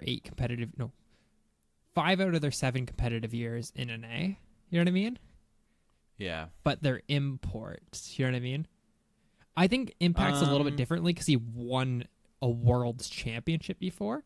But Yeah. someone like Bjergsen, it's so fucking weird for people to, like, say that he's EU talent, where he's, like, literally grown and developed in NA for the past 5 years. You know what I mean? Yeah, I don't know. It's a weird, like, Especially thing. I was when- thinking about that. I mean, especially when at that point in it's a little different now, where I feel like the difference between servers is a lot like less big, a lot smaller, I guess is the way to say that properly. But back in like season 2 or season 3, when Bjergsen was finally getting like recognized, there's no way a kid like that in he was 16 at the time, 17 in EU like West solo queue could, like the infrastructure or the money just wasn't there for him to be like contracted from an EU team, like from EU solo queue to NA or to another region, you know. So he had to be an EU talent at that time. I guess I think it's different now. I guess the better example is that whenever, like, every year that, like, at Worlds, they put up, like, here's how many Korean players are here, here's how many whatever players here. And every single year, there's the fucking stupid fucking thing that pisses me off every year, where they put Smithy as U.S. star Philippines. I mean, Like, yeah, he was born in the Philippines, right? And then he came here when he was Yeah. 6. It's not like he played on a fucking team in the Philippines, you know what I mean? yeah, I mean, it is. I think it's like it's one of the things where they're selling the diversity of the scene, but It's Like- almost always used to shit on NA. That's, like, the excuse for it, though. Like, that's the point. of the NA story. is also the smallest like of the major regions, right? Yeah. So yeah. the talent, like it's more likely the talent isn't coming from NA because there's not as many players to pull from. It's just like that's the most crazy one to me. It's like it's a player who didn't start in another scene, started in this scene, Yeah. is a American citizen, but then gets the star on it every single time that goes, well, kind of an important. Yeah. It's like that's so fucking stupid to me. Well, I don't know. That's a good question. Yeah, Matthew says, his subject, interested in starting a career in esports. Hey guys, new time listener and rookie when it comes to League of Legends. I've been playing League since my friends introduced the game to me in late Season 6. It was my first and only MOBA experience. It has taken some time for me to learn the game as I played casually in Season 7 and had no interest in bettering my gameplay for competitive or ranked. Since then, I have gained a love for the game. I've recently been thinking about a career in esports, as it is a growing community. I understand that you all have vast experience with the game playing from before Season 1.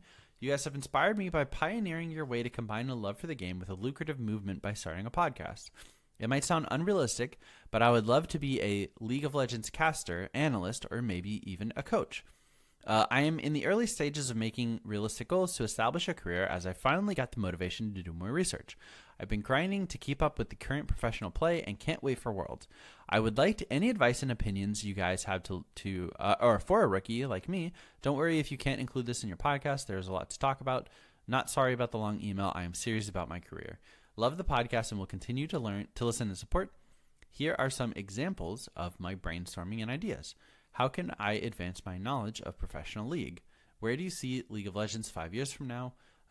Either a growing or depleting player base. Are there any career opportunities for a rookie like me? Do you mind if I answer this one? Yeah, go ahead. I just feel like I have like some good things to pull from. Yeah. Short answer is you have to work your fucking ass off. Yes. So I have a friend who recently got into esports. If you know the League of Legends Anonymous podcast, the person who started it, Sam, he is probably the hardest working guy I know.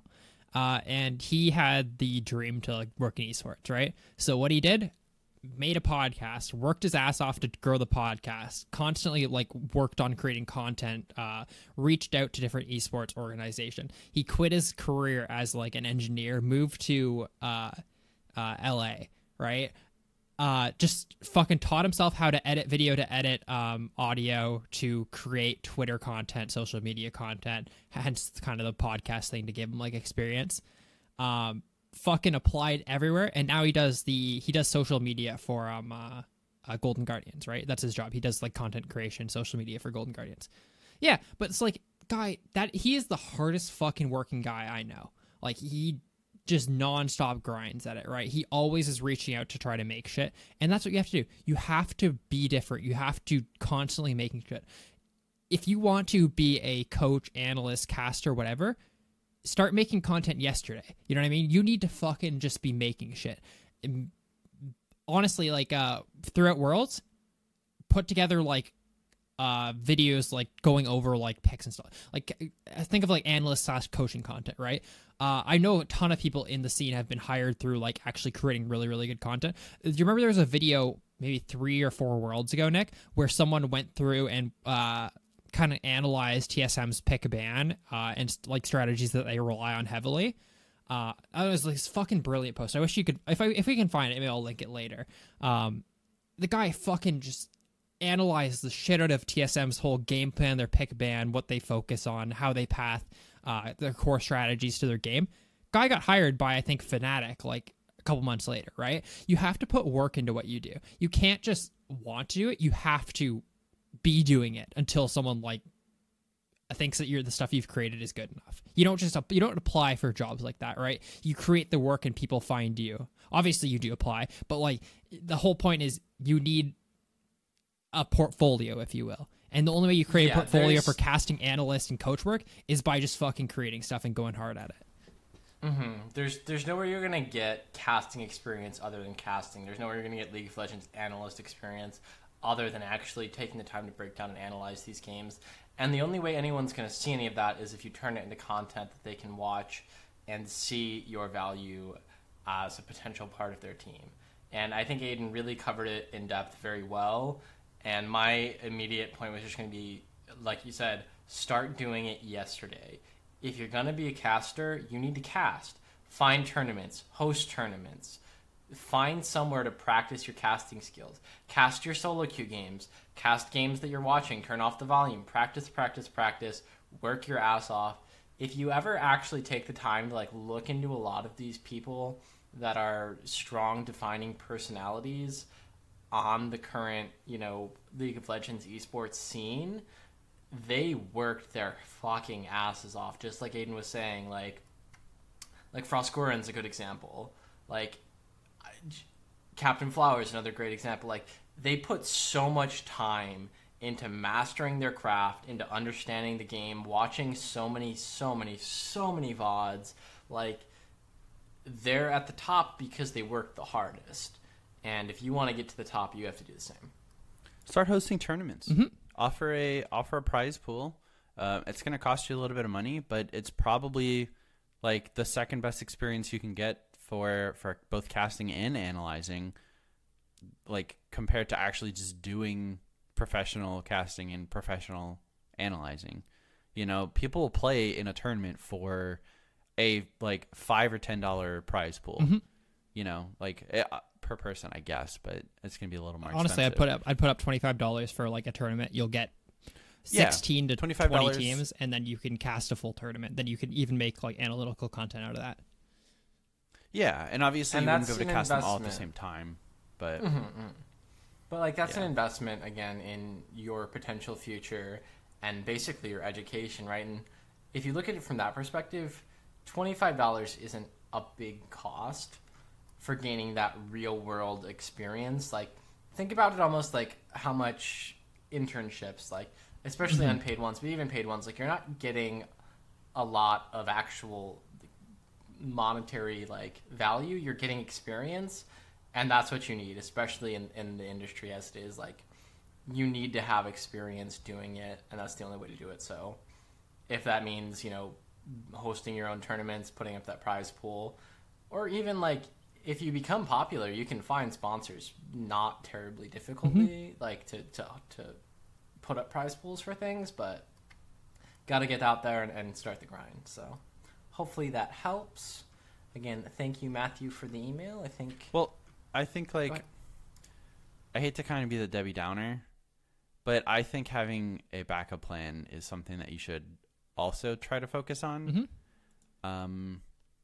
It's like it's not a great, like obviously this is your dream, this is what you want to be doing, but I think having a backup plan in case things don't go your way, because it's not a very like lucrative career until you make it. So you're gonna need to be doing something in the meantime. It's not like you're gonna go home, you're gonna listen to the podcast, make a YouTube channel, and then start earning a livable salary tomorrow. You know, you're gonna have to do something, and then in your extra time, treat this as a hobby until you're able to like get more familiar with doing it and turn it into a career. Not only that, casting analyst, like league analyst stuff and coaching don't have any directly transferable like jobs. Whereas like say if you wanted to be, I want to be in esports in any way possible, kind of like Sam, right? And social media is a great like entry level thing in esports. You can at least go do social media stuff at other companies, right? Like you can build a brand, and then you can go, hey, I built this brand up. Hey, I built this podcast up. I would love to do social media work for you, right? I think saying, hey, I cast tournaments is a harder transferable skill, or hey, I break down video game analytical content is a harder transferable skill than like social media stuff and video editing, audio editing. I'd say that one, as well as I think like the more on-air personality in terms of like interviewing, think like kind of Shocks, where she could interview for literally any sports, you know, like any traditional sport, any esport. Like it's being a personality, being professional on the stage, asking the right questions, knowing how to work with people. Those are skills that can transfer into a lot of different things. Again, the broader you're taking your approach, the safer bet it's going to be. So keep that in mind.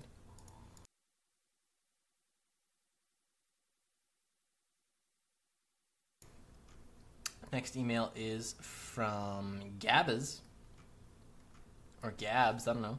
Hey guys, I am a pretty new listener, so maybe you've already covered this, but would appreciate it if you took your time explaining this. I've been playing the game on and off for a long time, but this season I decided I wanted to see what I could do in ranked. I started out in low bronze, but very quickly climbed to high silver 1.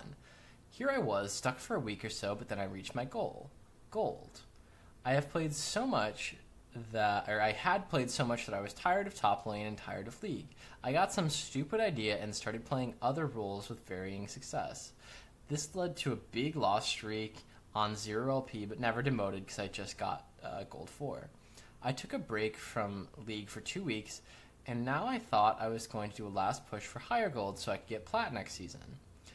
First, I noticed I played against much lower ranked players than me, like Silver 4 even. I think my MMR took a big hit during my time of being tired of League of Legends, and now when I win a game I get 13 LP, but when I lose 20. And it takes a long time to rank up. If I win 3 games and lose 2, I'm not gaining any LP. How does this work, and can I fix it? I guess my MMR is low or something, but I have no idea how this works. Any tips or tricks? Love your work on the podcast. Keep up the good work. Aiden, how do you fix this? You've helped Trevor. Ooh, Aiden's dead. Oh, Aiden, help. I how do mean, you fix this? You've from helped my Aiden help Trevor. perspective, you duo with someone who's a higher MMR with you and then win games. And have them carry you. Yeah, no, honestly, like, unfortunately, there's not a quick fix for it. You just need to start winning a lot more, and then your MMR will raise itself appropriate to your skill. I think we've all experienced this as people who've played a lot of ranked throughout the years. Sometimes your MMR can get real fucked up, and it normally just takes a lot of games to fix it. And it's really frustrating when you can go +1 game and -1 elo, or -1 LP, but Yeah. that's just how it is sometimes.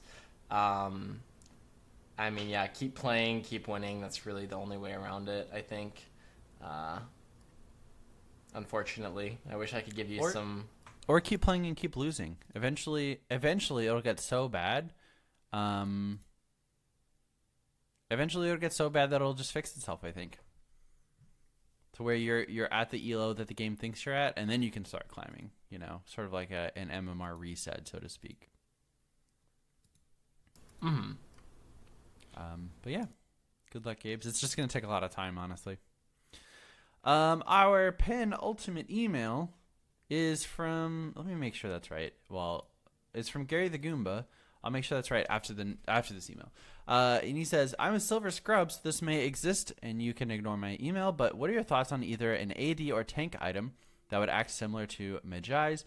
AD item could build off of a pickaxe, so it starts weaker than your normal BF sword item, and grants AD stacks, while tank item could scale based on you going below 40% health from champion damage and surviving, or be based off a percentage of champion damage taken without dying. Keep up the good work. Also, Glacial Augment Cho'Gath is a blast to play, sitting at 4 for 4 in my ranked games with it. I love that this is like... Yeah. No flame in any way, Gary, but like, we know you're a newer player because there used to be items that did that. They were called Sword of the Occult Both of these, and Leviathan. Sword of the Occult built out of a dagger, and so all of the items used to build out of the like cheapest stat component that you were going for, and then like plus like 800 to 1,000 gold to turn it into the stacking item, which then got an additional effect when it was fully stacked.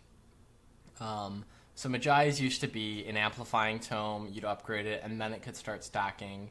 So it didn't have the Dark Steel component, which I think is why it's more prevalent now, because Dark Steel is really good, whereas just a straight Mejai's is a really expensive thing to dip into.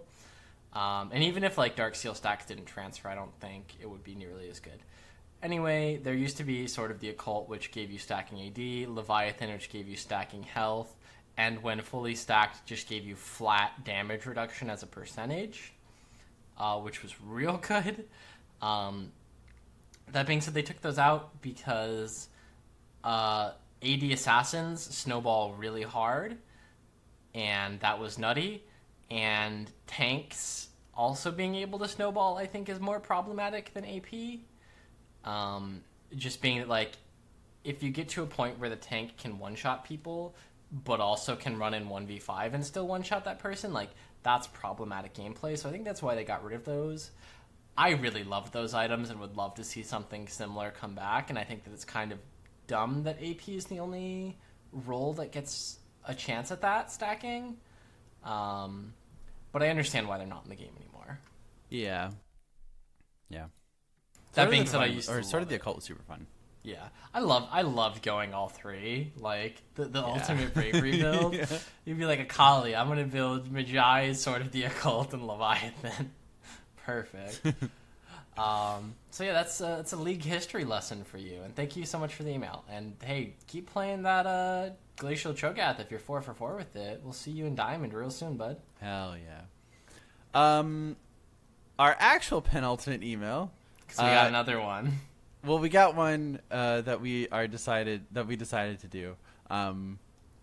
This one's from Howling Wind, and he says, "Hello, Leakcast. I'm bored at work, so I started to think about a new game mode, 5v5 Summoner's Rift, the Hextech Nuke. Ziggs, the mad scientist, has finally done it. He has created the ultimate bomb, the Hextech Nuke. But like most scientists, he's broke and in need of funding. Collect 20,000 gold for him, and he will use his newest creation on the enemy Nexus." So the map works just like a normal game, but you can choose if you want to give Ziggs gold or buy items. An example would be if you're playing AD carry and you've got your 1,300 gold and are backing, are you going to buy that BF sword and try to win your lane, or do you give your gold away? Do you try a 5-man Klepto poke team, Klepto Xerath mid? After your team has gathered 20,000 gold and given it to Ziggs, he will start building the nuke, and the enemy team will get a huge warning and a countdown begin. They now have 1 minute before Ziggs is ready, and will have to rush in order to win the game. Also, the Swedish Super Saiyan 2 nickname was created by you guys. I'm the guy that was without internet for 9 months. Also, the reason why my OPGG only had 130 games. Thanks for the entertainment. You guys are the best. Howling Wind. We are so fucking funny. I like how that was 2 weeks prior. We fucking forgot about it. Was it that was only 2 weeks ago? It was like if not a week. That can happen when you have 20 emails to show though. That was 60 emails ago. That's fair. Swedish Super Saiyan 2 is the best. Is the best. Yeah, Period. It's pretty funny. I like this game a lot. I like the decision between do you have to buy items or do you win the game? Yeah.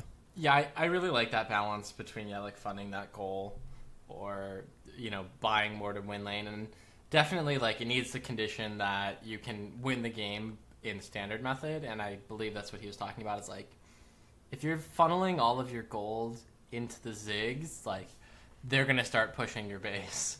I think 20,000 is probably a little bit high, but in terms of the actual core mechanics of the game mode, I think this could be really fun. I was thinking 20,000 would be too low. I don't want it to be a game mode where you don't buy any items and you only give gold. 1,300 is a huge chunk, right? I think maybe the sweet spot would be you buy one item and then everything else goes to Ziggs. But that'd be pretty fun. I like that. I think the reason I'm saying we don't need to talk about balancing numbers of it. Never mind. No, I mean, if you want to, you can. So, 20,000 gold to me, I think is a little high, because if you have 20,000 gold to funnel into Ziggs, what team doesn't win with a 20k gold lead?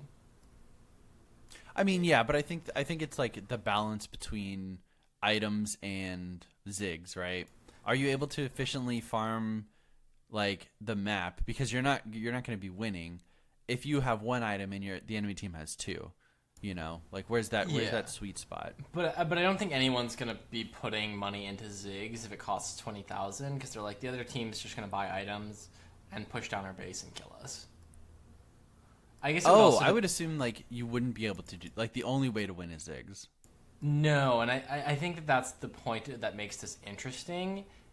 Is that you can win by the standard method, and that's why it's such a fun teeter-totter of a game where you're okay, we're gonna be down 10k gold because we've been funneling Ziggs, and now we're just sitting here holding our inhibitors, waiting to get him his last little bit of gold to end the game. And so once you build that bomb, a minute or 2 minutes or whatever, where it's okay, they need to make their final push now or they lose, because they were building items instead of funneling Ziggs. So that's why I'm thinking 20,000 is a little bit. I like that, yeah. Because there needs to be the default method as well, so you're playing that line.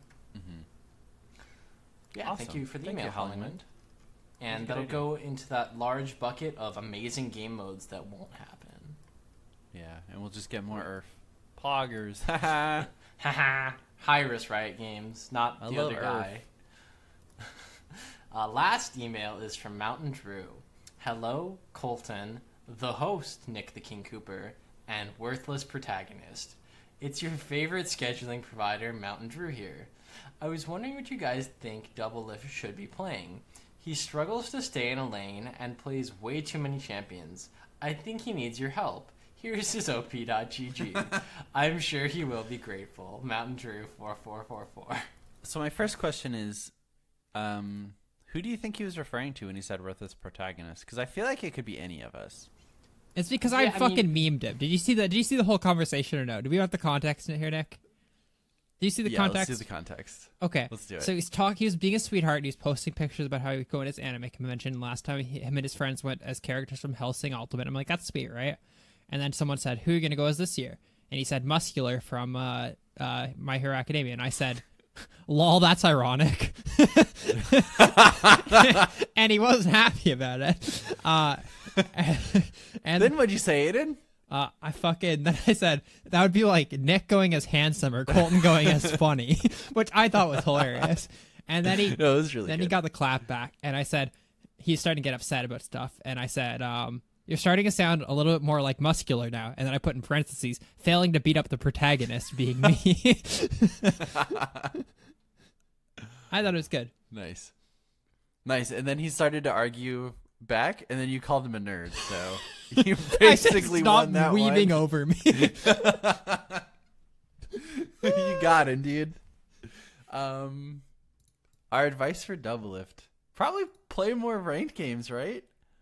Yeah. He only has 240. He- I mean, like, no, I'm sorry. He only has like 500. He Play should more be games, playing dude. Lucian. He has a negative win rate on Lucian. Just keep sticking to Kaisa and Does, yeah. Sivir and Ezreal and Tristan, I think.